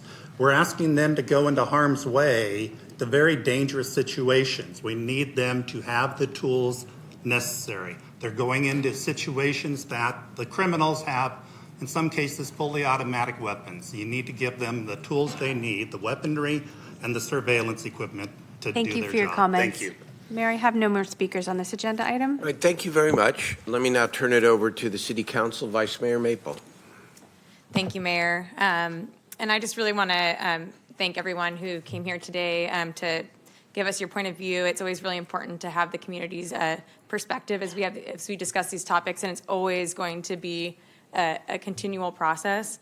I really want to thank Chief Lester and Captain Buchanan for your efforts. I know it's an ongoing process, but I see that you are working hard to continue to repair the relationship with SAC PD, the Police Review Commission, and the community, and it really shows. I see that every day. I also want to thank the Police Review Commission for all of their work and recommendations over the years. These are community members that just volunteer their time, and it's really important that they have that oversight and that we hear from them. I also had the opportunity to attend the community meeting in Oak Park in July, and just appreciate all of the residents weighing in and presenting their questions and comments. It's just, for something that is pretty specific and nuanced, there's been a lot of engagement. I think that says a lot about Sacramento. People care about what happens in their communities, and I just appreciate hearing from them. The reality in my mind is that we are only going to make progress when we work together, especially when we disagree. AB 481 is a fairly new law, and I just want to uplift that this is an iterative process. It has taken time to find the right balance of what this report should look like, what it should include or not include, how it should be designed. For example, many thought last year that the report was too long, jokingly, but I think it was quite a few hundred pages. And that's because you heard, hey, we want to see all these things in there. And we heard this year that it might have been too condensed. And I think that shows that, hey, we're listening. We're continuing to change and update things based on the feedback that we're hearing from folks. And I think that back and forth is actually a good thing. It means that we're working together to implement the best format possible. And I believe just making a few more changes next year is going to get us into an even better place. And hopefully the ultimate place that we'll get in is that this will be like clockwork every year, and people are getting the right information that they need when they need it in the format that they need it. And so just really want to appreciate all the work. I heard loud and clear from some of our police review commissioners, including the District 5 Commissioner, Kim Carter-Martinez, that there's still a desire for some outstanding questions and concerns that were outlined in their letter that we have here to be addressed. And so I'm going to suggest, with that, I'm going to move that this council do the following three things. One, that we adopt the proposed MEU policy and report tonight. Two, that we direct the police department to work with the Community Police Review Commission to address the outstanding questions and obstacles outlined in their letter as soon as possible. And one of the things that was I heard tonight and was suggested is that during the city auditor's upcoming process, I think that might be a really good time to bring everyone together and to have those conversations, because there's a more holistic view happening. And that'll include formatting, technical terms, justification, reasonable alternatives, timeline, demographics, and comparative analysis. And three, ensure that the commission's questions are addressed annually during the MEU process on an ongoing. Questions that are referenced in the recommendations? Correct, yes. For number two, and then for the third. That's a directive. Yes. Okay. Correct. And then for the third component is that we do this on an annual basis. So just making sure that as the commission has questions and comments and concerns that come up through their process, that's getting addressed in the MEU process. And again, recognize the timeline's a big issue here. Everybody's under a really tight time crunch. That's no fault of our own. That's the state law that sets the parameters. And so I think if we can put our heads to the drawing board and find a right timeline that works with everyone so that we can have those questions and concerns addressed in the report, I think it's only going to make it better. So, Mayor, that is my motion. Thank you. Thank you. Councilmember Mayor Pro Tem Talamantes. All right. I do want to thank everybody that has worked on this really important policy, everyone here in the audience, including my commissioner, Z. Wayne Johnson, for being here today. I appreciate all the time that you've given the commission, and honestly, just being a phone call away from me, anytime I have questions about anything at City Hall, any kind of policy that's going to impact our community. So thank you so much for being here today. Last year, at the September 5th meeting, I heard that this report was too rushed and that we were too close to the September deadline. Yesterday, I received a letter saying we're a few weeks ahead of that deadline and that it's also too rushed. Last year, on September 5th, I heard that this report was too long. It was too multi-hundred pages. And yesterday, I received a letter getting complaints that it's too short and it has too many abbreviations. Last year, the City Council asked for demographics of when the equipment is being used and what zip code it's being used in, because the council districts don't work for us. And this is now done. Last year, the City Council asked for procedures on how PD will go about a protest that has gotten violent or has become destructive. This is now done. AB 481 is quoted verbatim in the preamble. It covers the use of equipment and what the direction will be from PD during protest. This is a 14-page document that goes step by step on what will happen. Last year, there was complaints that we weren't in the community. This year, we worked on being more intentional about it, and will continue doing better as the years go by. SAC PD has adopted fully or partially 39 of the 50 MEU recommendations from the Commission, ACLU, Amnesty, and League of Women Voters from 2022-2023. Now, are we perfect? No. Is it work in progress? Absolutely. Are we going to continue to do better? Yes. AB 481 was signed in 2021 and has been in effect since 2022. In the 2 years since the city, PD, and the Sacramento Police Review Commission have worked together, we've been trying to make great strides. And we're working on communication with each other, something that I know other agencies across the state of California are also working on. So moving forward, we need to make sure that the Police Review Commission responds to recommendations for the prior year, and that we come back with staff reports that include the MEU recommendations from the Police Review Commission. So I'm happy to continue that consistency, that continuity, continue communication, and I'm happy to second Vice Mayor Maple's motion. Thank you, Mayor Pro Tem Talamantes. Councilmember Valenzuela. Thank you, Mayor. And I just want to start by noting that folks are right. You know, not all of the equipment in this report would probably be considered military equipment outside of the definition of this law, even though it's very similar to what's used in war. One example is that chemical agents, for example, are actually prohibited in warfare, but are for some reason allowed on the streets of Sacramento, which is a fact that I still can't quite understand. I want to start by just expressing some frustration that I feel at Law and Ledge, we had a very thoughtful presentation and discussion, and it really felt like we had made some ground on building some understanding, and we had given direction in the motion for the commission to present and for SACPD to provide a response. And I do want to appreciate that some responses were given tonight in the mayor's effort to try to make it work, but I just need to note that this could have just been done so much more thoughtfully, even just as simply as including the commission's recommendations as an attachment in the staff report so that the public and my colleagues who aren't on Law and Ledge could see them more readily. It was just another missed opportunity. It feels like we do this every year where we kind of manufacture this really tense moment at council, and I don't understand how that benefits any of us, because we could be having a very different conversation, building understanding, coming to consensus on what should be included in this report, and I feel like we just keep missing those opportunities. I do want to note that, as my colleagues mentioned, there has been some significant progress made, and I don't want that to go by the wayside. I think the demographic data, as I mentioned to the captain when he presented at Law and Ledge, I'm sure that was hard to see and to put into that report because it doesn't tell a great story about the use of military equipment, but I appreciate that it's in there because now we know, for instance, that military equipment is used almost 53% of the time on people who are Black or African American when they represent less than 13% of our population. We can also see that young people under age 24 and under are almost a third of the total incidents that are being used. And I just want to say that again because I think that's important, that young people under the age of 24 are experiencing the use of this equipment 1/3 of the time that it's being used on our city streets. Because I think that's important for us to think about. And reports like this are supposed to be an opportunity for us to step back and have those conversations. Why is that happening? What decisions are being made outside of the individual field decisions, which I know have oversight and there's processes for complaints and no complaints were received. It's still a chance for us to step back and say, okay, why does this keep happening? Why are we seeing? I don't believe that people of color are more likely to commit crime. I know there are people out there who probably disagree with me on that, but I don't believe that's the case. I do think that they are being subjected to this equipment more frequently, and the data shows that out over and over again. So what could we be doing differently to really learn from this data and these trends and try to ensure that we're being proactive in our policies and our training and our actions so that we're correcting those trends so that next year when this data comes out, it shows an improvement and not a continued trend, because I know that's distressing to many in my community who have taken time to talk to me in detail about their thoughts about this report.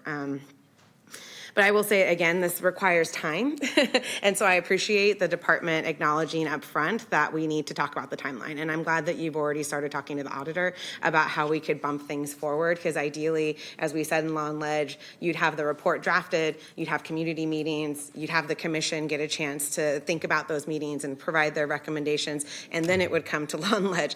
We did it again a little backwards this year, where it was like community meeting day before Law and Ledge, and then the commission hadn't met yet. So, and again, I mean, I know my colleague mentioned that we still have a lot of time, but the deadline's next week. So it doesn't really a lot of time to say, hey, do this before you finalize this report, because it's next week. And none of us want to be in a position where somebody's in trouble and that we can't do the things we need to do to help them.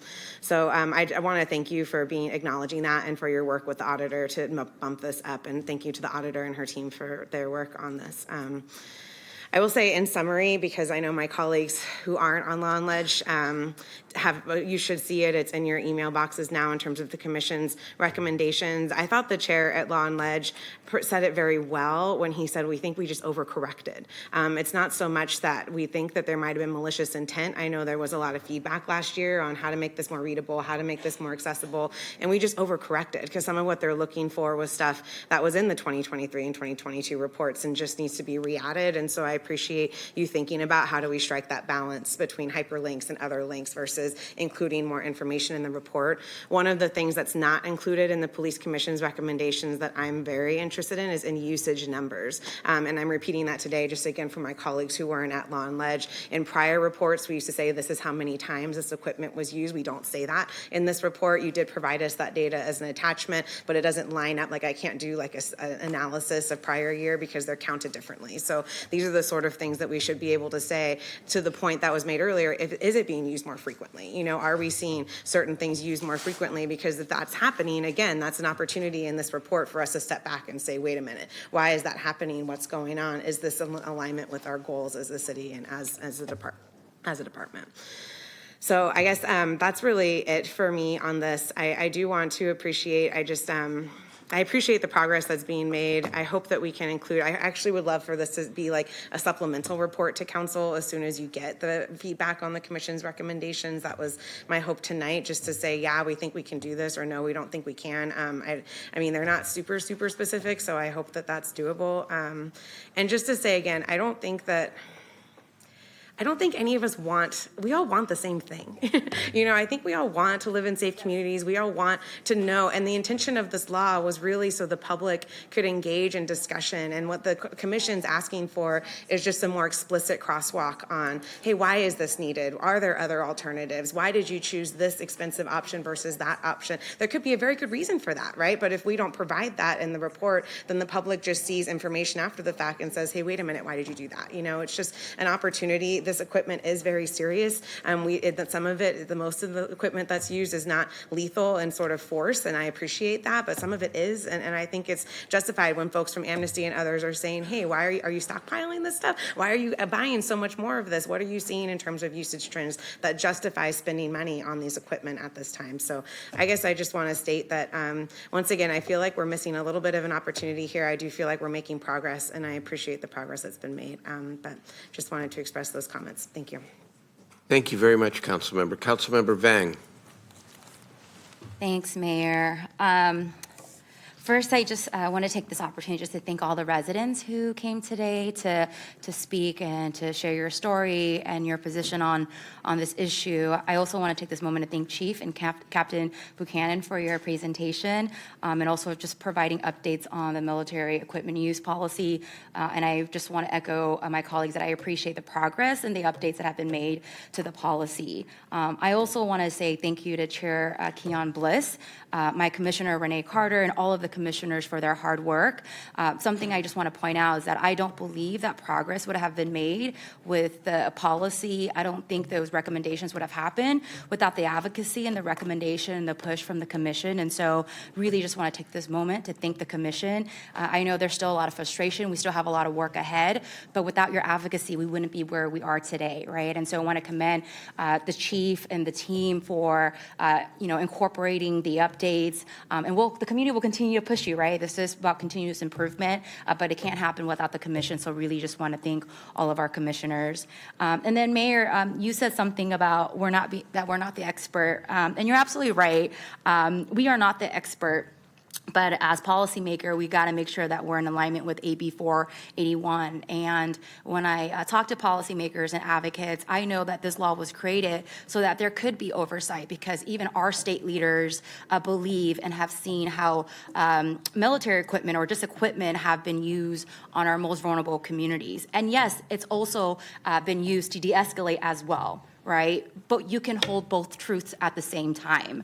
And so I do believe that the detail is really important, and what Chair Bliss and the commission is asking for is reasonable, right? I've heard from the community, their question when I speak to them is really about the why this equipment in particular. And I appreciate that in the document and the policy, we lay out the equipment.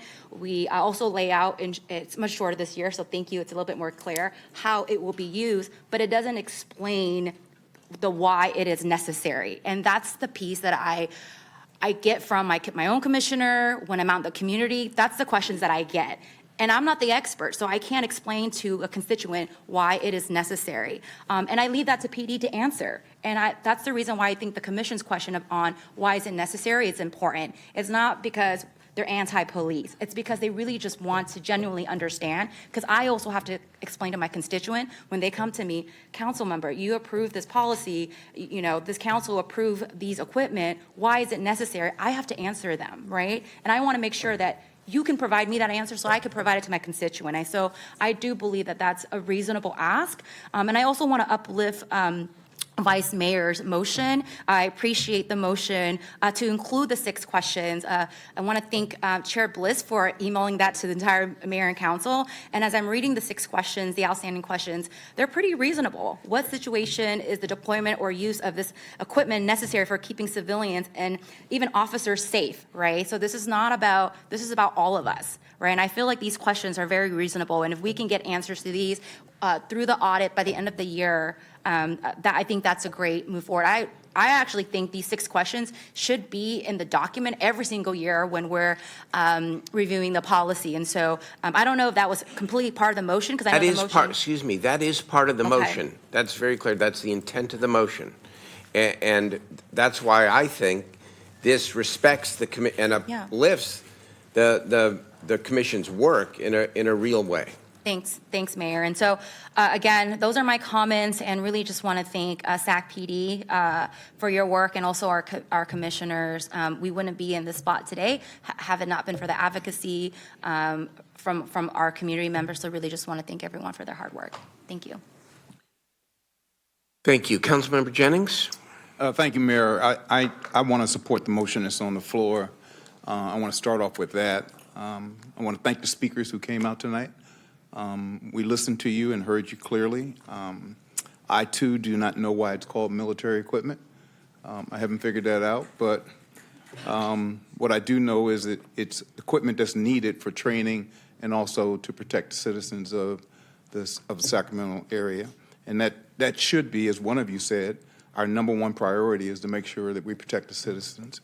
And we need to give our police force the tools that they need for their training and to protect us.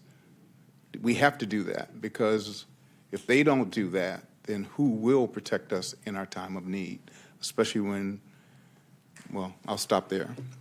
And I do agree that, as I said, that protecting citizens is our number one priority, and I appreciate the progress that we've made so far. When I take a look at the recommendations, 39 recommendations implemented out of 50, 78%. And if you get to 2 more that are under consideration, that takes us all the way up to 82%. And so that means we're making significant progress. I looked at the community outreach that took place, and I was pleased with the community outreach by the Sacramento Police Department and listening to the public. I also just want to, as far as Police Review Commission, I want to apologize on behalf of the council for not being able to get your materials up. I know you were frustrated. I saw it in your nonverbal expressions, and so I want to apologize for that. But I also want to make sure that whatever you had to present gets out to everybody who needs it, whether it's people who are in the audience and especially all of us. And I think I heard that you sent it to all of us in the council already, so therefore we have it as well. But I want to make sure those in the audience who don't have it and weren't able to see it, that they're able to get that as well, so we can take care of that. So anyway, I just wanted to support this motion that's on the floor. I want to support our work together. I want to make sure that Police Review Commission and Sacramento Police Department are working together as a team that's going to make a difference, and that the citizens will see that we're working together as a team. And so that's one of my number one priorities and direction, is that we do everything we can to work together to protect our citizens and protect this process that we call life. Thank you. Thank you. Final comment. Councilmember Vang's comments prompt me to want to clarify what I said at the beginning, so thank you. And I stand by what I said, that the council should not be in the position of micromanaging every equipment purchase. And, not but, and I do think we have the responsibility and our oversight responsibility to ask of the police department to provide more specific information about the justification for the use of this various equipment. And that's exactly what the 6 questions that Vice Mayor Maple incorporated into her motion included from the commission. It requires more specificity and a little bit more depth. Now, and we're not asking you to turn it around in a week here. We're setting future policy and direction, and combined with the audit where our interim city auditor will assist with helping us to refine how to make sure that this is done with the most transparency possible. I think we'll continue to improve this process, which has already gotten better since 2022. So with that, I'm going to ask all those in favor, please say aye. Aye. Opposed? That's a 9-0 vote. Thank you very much.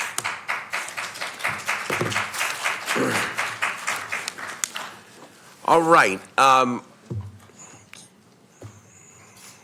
Should we take council ideas first, or? I have 9 speakers. Let's hear from the public on items not on the agenda.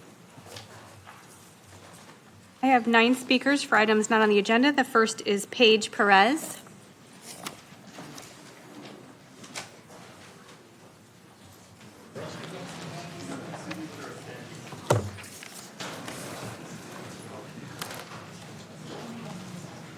Please proceed when you're ready. Hello, Mr. Steinberg and council. My name is Paige Perez, and I'm here for the Girl Scouts to explain why we should put bat boxes in parks. First off, let me say how the bat box's main thing is, for one, bats are decreasing in California slowly year by year, so these bats will be a habitat for them, but also give a meal to them, because in parks and by lakes, mosquitoes tend to lay their eggs, and in California, the main thing that bats eat for their dietary meal is insects. The paper you're receiving is just information about bats and mosquitoes and what they can do for the earth, basically. Anyways, these mosquitoes can, for some people, not be that bad because they're bites, but for some people who are allergic, this could be deadly. And the reason that they do bite is so they can reproduce eggs in lakes, because they need the blood. And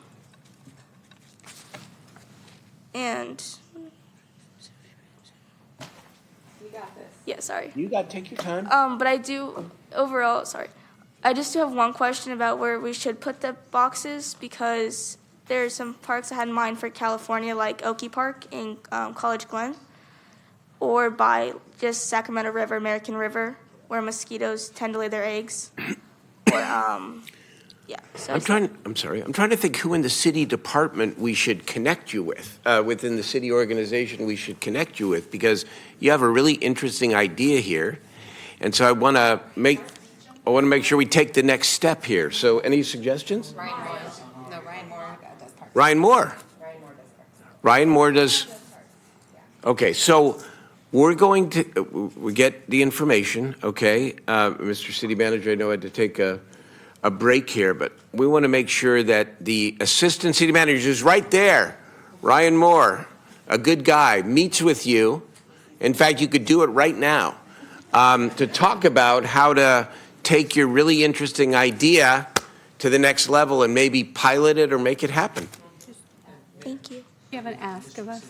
What's that? Oakey Park in District 6, yes, is Eric Guerra's district, my old district. So, I didn't want to Does Paige have an ask of you? Do you have an ask of us? What are you asking us? Just to mainly get the word out, basically, about parks and getting the bat boxes into parks. I love it. So thank you, first of all. We want to thank you so much for coming here tonight. It is really important and empowering when young people come to the city council and address their elected representatives. And even though you're not yet of the age where you can vote, your voice really matters. And so keep coming and keep getting involved in your community and keep being passionate about whatever the good ideas that come from your heart and your head are, okay? Because it makes a difference. That's how all of us here, in one way or another, got up here. I don't know that you want to do that, but that's another story. That it matters to care about something in your community, and then you can make real change, and that's what you're starting to do tonight. So, Paige, before you leave, as a Girl Scout mom, is this part of an award? Are you working on your gold award? Yeah, well, my silver award. Your silver award? All right. Yeah, my gold award, but complications. So I'm just finishing it up. All right, we can make sure she gets her hours. Thank you. And Paige, may I share your contact information with the Sacramento Mosquito and Vector Control District to reach out to you? Sure. Thank you. Oh, Mayor Pro Tem Talamantes, did you have? Okay. Okay. Super.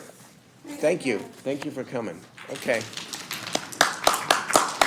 Our next speaker is Guy Stevenson, Charles Faust, Mary Tapple, then Julius. Daryl Steinberg, Mayor, City Council members. I wanted to say thank you last week because I adopted an Afghan girl about 4 or 5 years ago, and she is the world to me. I brought her whole family in here, and I have talked to her and the community about the Afghan community, and they really superly appreciate you people. I sent pictures of all of you to them.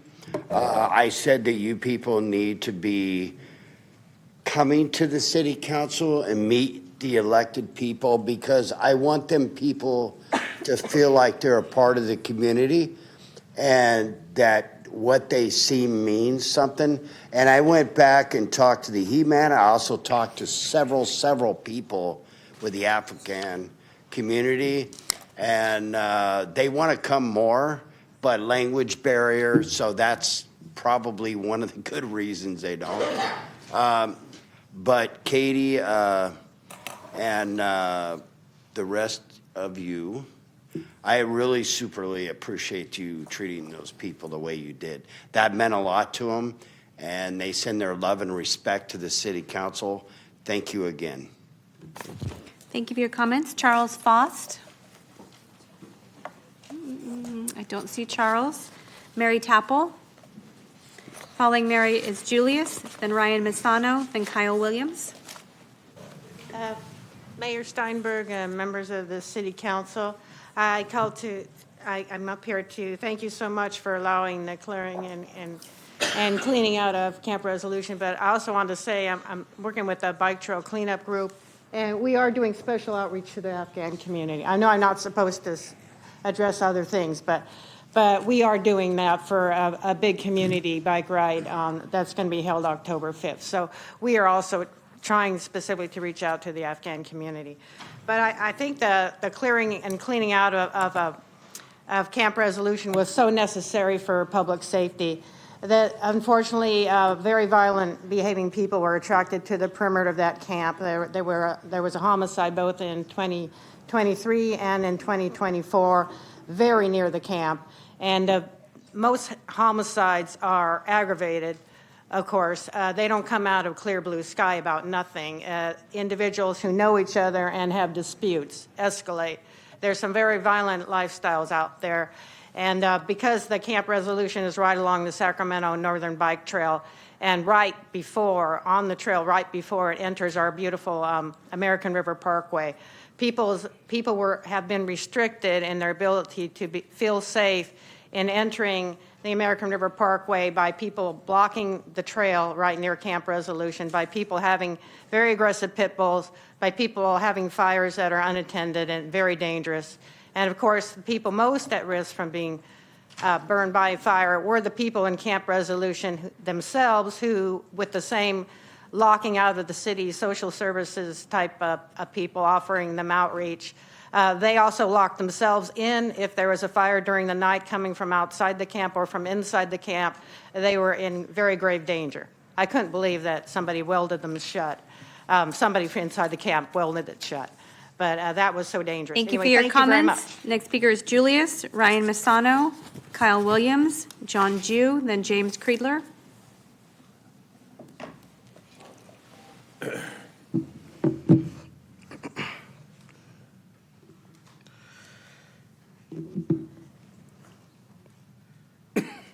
I don't see how Sacramento can move forward if we're not even given the chance to fully speak about our concerns about Sacramento and its leadership. The city council members have told us time and time again that they want to hear our voices until our voices are telling the truth. When an American citizen was speaking at this podium last week, the city council members cut the microphone, preventing him to be heard. Are you seeing the hypocrisy? The city of Sacramento has a council rules of procedure which is applicable to the city council members. One of those rules is not to interrupt a speaker who is addressing the city council. Yet the city council members have no problem breaking that rule. Are you seeing the hypocrisy? Another rule when addressing the city council members is not to use swear words. Yet the city council members, specifically one of them, have no problem breaking that rule when it comes to speech they do not like. Rules for thee, not for me.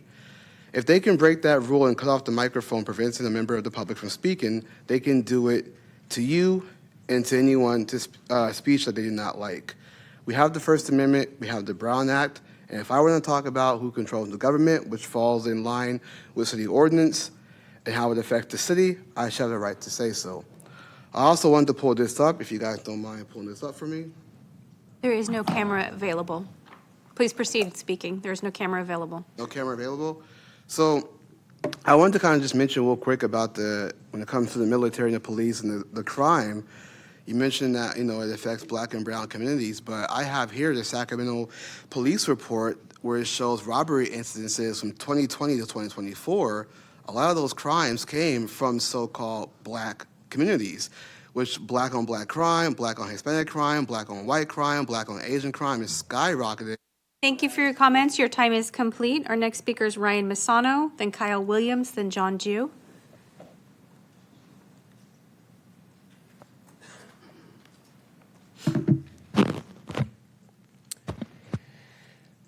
All right, so you're likely going to interrupt me again. You've done it quite a few times when I come up here to speak. I appreciate the council members who are polite and who do listen. Those who don't, hurt people. You just can't help yourselves. But the Brown Act is being routinely violated. So the Brown Act says any attempt to restrict the content of such speech must be narrowly tailored to effectuate a compelling state interest. Specifically, the courts found that policies that prohibited members of the public from criticizing school district employees were unconstitutional. That goes for city councils too. These decisions found that prohibiting critical comments was a form of viewpoint discrimination, which we all just saw here tonight, and that such a prohibition promoted discussion artificially geared toward praising and maintaining the status quo, thereby foreclosing meaningful public dialogue. So that's what we just saw tonight. And it has to change. I've been trying to say this for about a year and a half. It's very stubborn because we're not dealing with reason here. We're dealing with emotions. And when someone has deep-set emotions that are religiously based in synagogues, then that's going to have to be a problem. And I think what we should have is a sign in the back when you walk in that no criticism of Darrell Steinberg and Lisa Kaplan's synagogue is allowed, because that's the problem we're facing right now. It's not anti-Semitism. This is just simply, and I don't hate you. There's good Jews. I have plenty of Jewish friends. You just don't happen to be one of them. And then the problem is I hear, Katie Maple and the rest of you go on about dehumanization and marginalization while you cut off my free speech. I mean, if you don't see that as hypocrisy, and I don't know why you're laughing. I mean, we should drug test some of you. I don't see what you're laughing. There's nothing rationally funny. But Thank you for your comments. Your time is complete. Our next speaker is Kyle Williams, John Jew, James Creedler.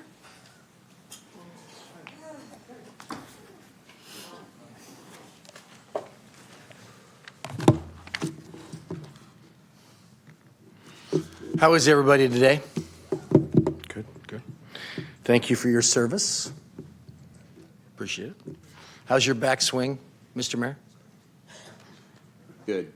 He gets nervous when I'm here, and I'm never going to let you down, Chief. Don't be nervous. Independents and Republicans, you need to show up more often. We have a lot of Democrats in this room. We need everybody. I want to ask somebody about phone numbers. I live near the Marshall School. I don't know if anybody knows it. And there's a new proposal out for pending, right? Put up the little for sale sign, proposal pending, and the stuff gets taken off of it, right? And then it tells you the two numbers you can call. One's 311 and the other's 916-264-5011, which is 311. And 311 has no phone number for you to call to the developer. You can only email people. So in everything I'm doing today, everything's becoming emailing. It would be nice to be able to phone people more often. You know, we kind of lost our humanity.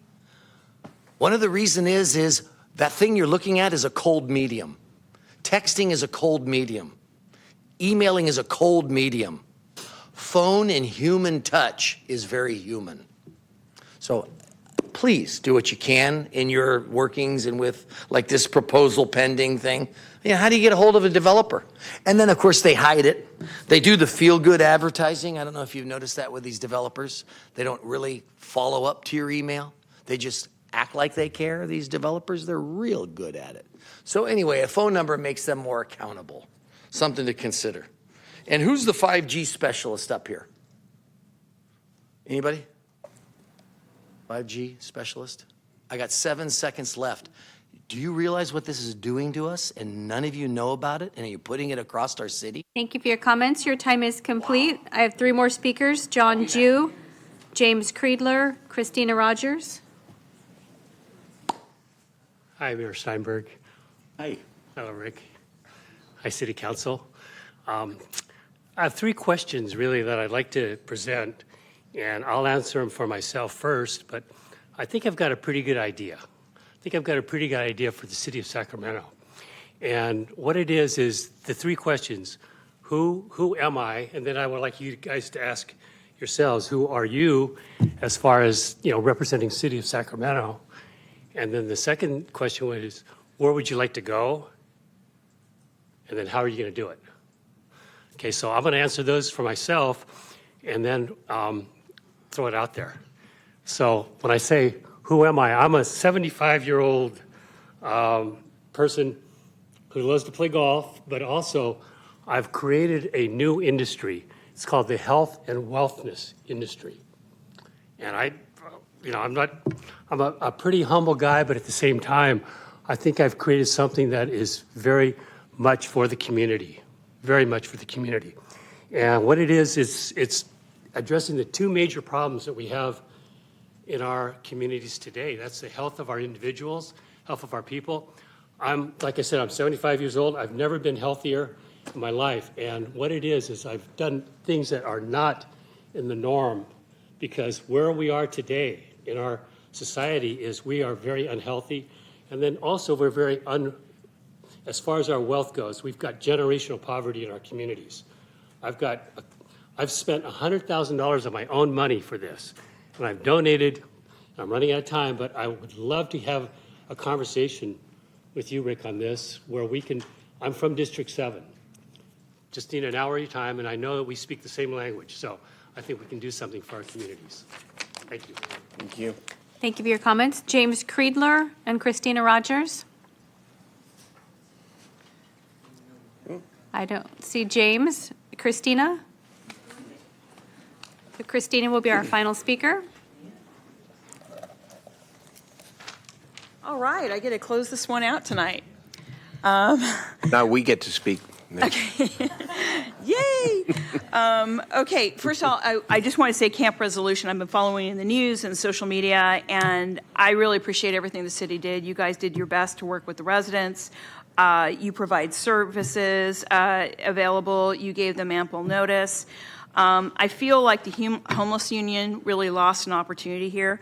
I think in our world, if you get something, you have to give something back, and you got to follow the rules. You got to compromise. You don't continue to make more demands and expect to do things the way you want on somebody else's dime. You know, there is a compromise involved. So this experiment proved that self-management at Camp Resolution didn't work. Some residents did their best, but no one was being held accountable for the criminal behavior. The camp was a source of theft, animal abuse, assault. Now there's being connected to some murder investigations. So I feel sorry for the people that needed that camp. And I feel like the people that needed it the most were let down by their own advocates. And I hope that this is a lesson for everybody, and maybe moving forward, something smarter, better can work out, so these people in need can get the support they deserve. Thank you. Thank you. Council ideas and questions. If it's okay, I'm going to go first. Is that okay? And then I usually go last. But a couple things. One, I guess I need to make, what do you call it, a 1, 2, 3, 4 report? Is that what it is? 1, 2, 3, 4. A2, 1, 2. I was last week in Chicago at the Democratic National Convention, not at any city expense. So I just wanted to report that because that, I think, is required. And let's just say it was very exciting and terrific. So I want to say that, but I want to say something else about Camp Resolution, because I appreciate the last speaker's comments, and I want to agree with them. And I want to talk about something maybe just a little bit different than what has been highlighted thus far in some of the public discussion and the media. First of all, to me, there is nothing wrong with trying something new. Nothing wrong with it. Shouldn't apologize for that. Sometimes it works. Sometimes it doesn't work so well. And it doesn't mean that the concept itself could not work elsewhere. That's number one.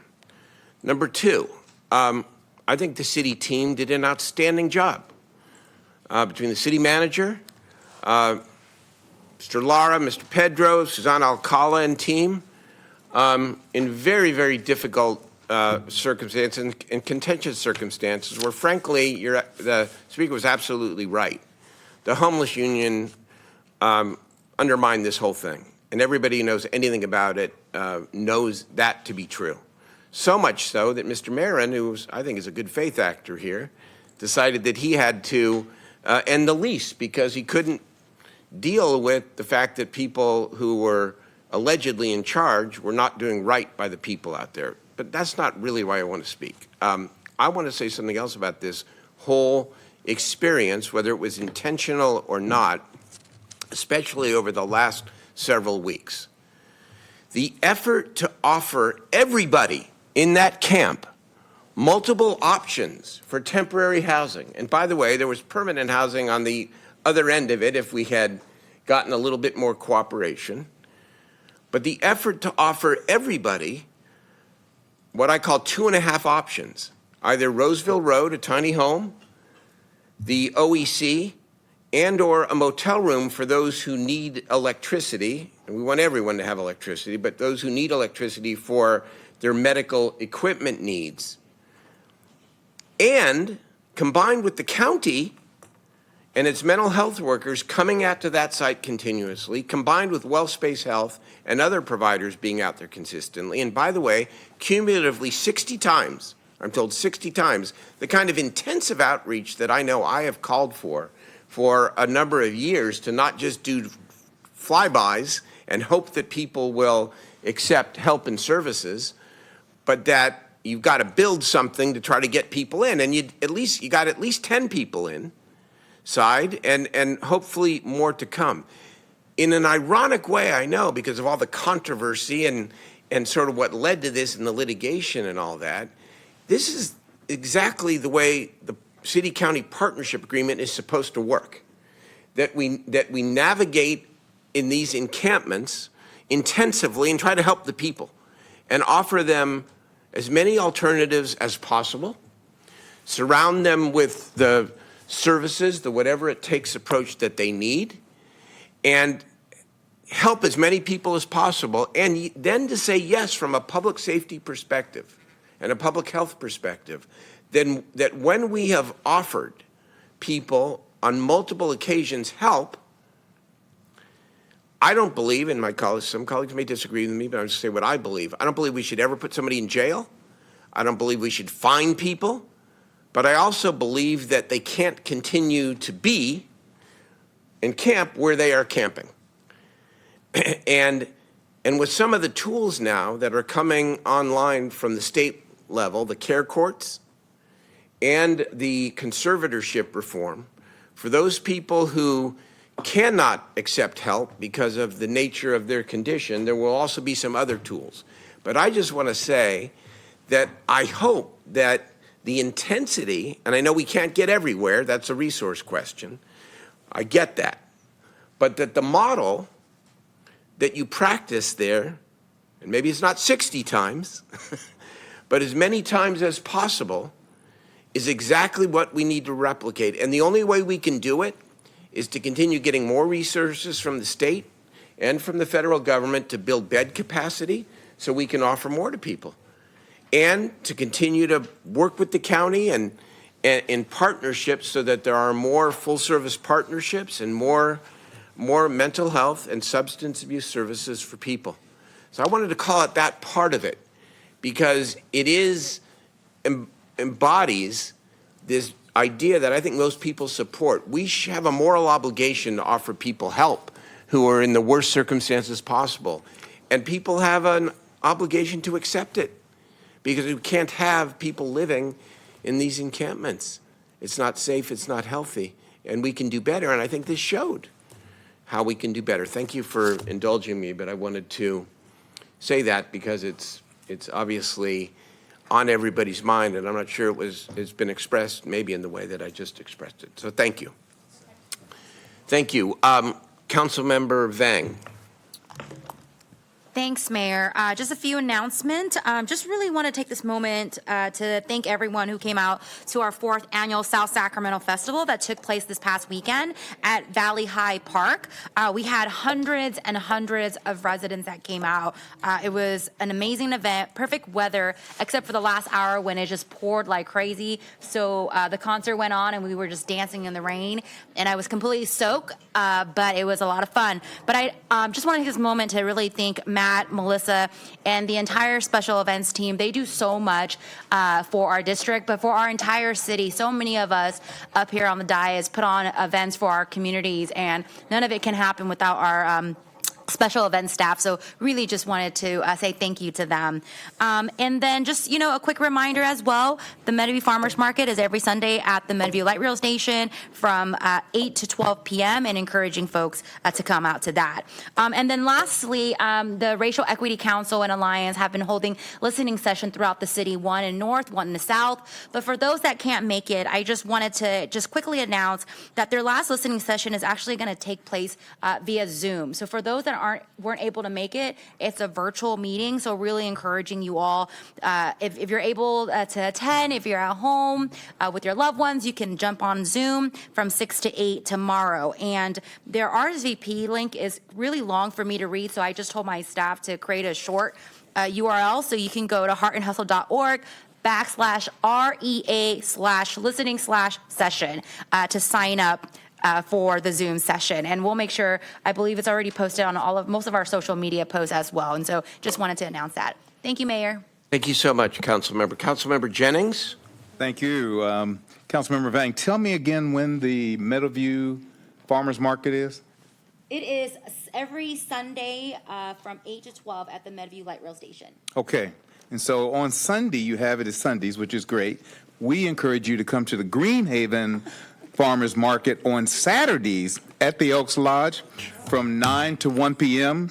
And if you miss us, then you have the opportunity to go to the Meadowview Farmers Market on Sundays. So either way, you get your fresh fruits, produce, treats, just homemade treats, all the great things that they have. And we encourage you to go out there and support our local farmers and small businesses.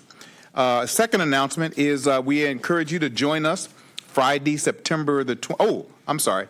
Yeah, I said it already. Join us for Friday, September the 20th for our last Trucks and Such of the year. This is the last one, I know. I'm saying the same thing. That's right. It's wonderful event with about 10 to 11 food trucks, and we've got some music by Vivian Lee, the incredibly talented jazz artist Vivian Lee. She'll be performing from 6 to 8 p.m. You can bring your chairs, your blankets, family and friends enjoy the delicious foods and the smooth sounds of Vivian Lee. Once again, that's on Friday the 20th from 5 to 8 p.m. at Garcia Ben Park. Thank you.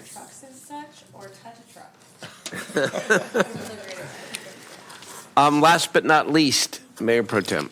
All righty, so it is Labor Day weekend, so I do want to thank all the workers out there and my wonderful husband who fights every day for working families. So excited to go to Fairy Tale Town to honor workers. And I heard that the mayor is going into the dump tank again. Absolutely. For a good cause.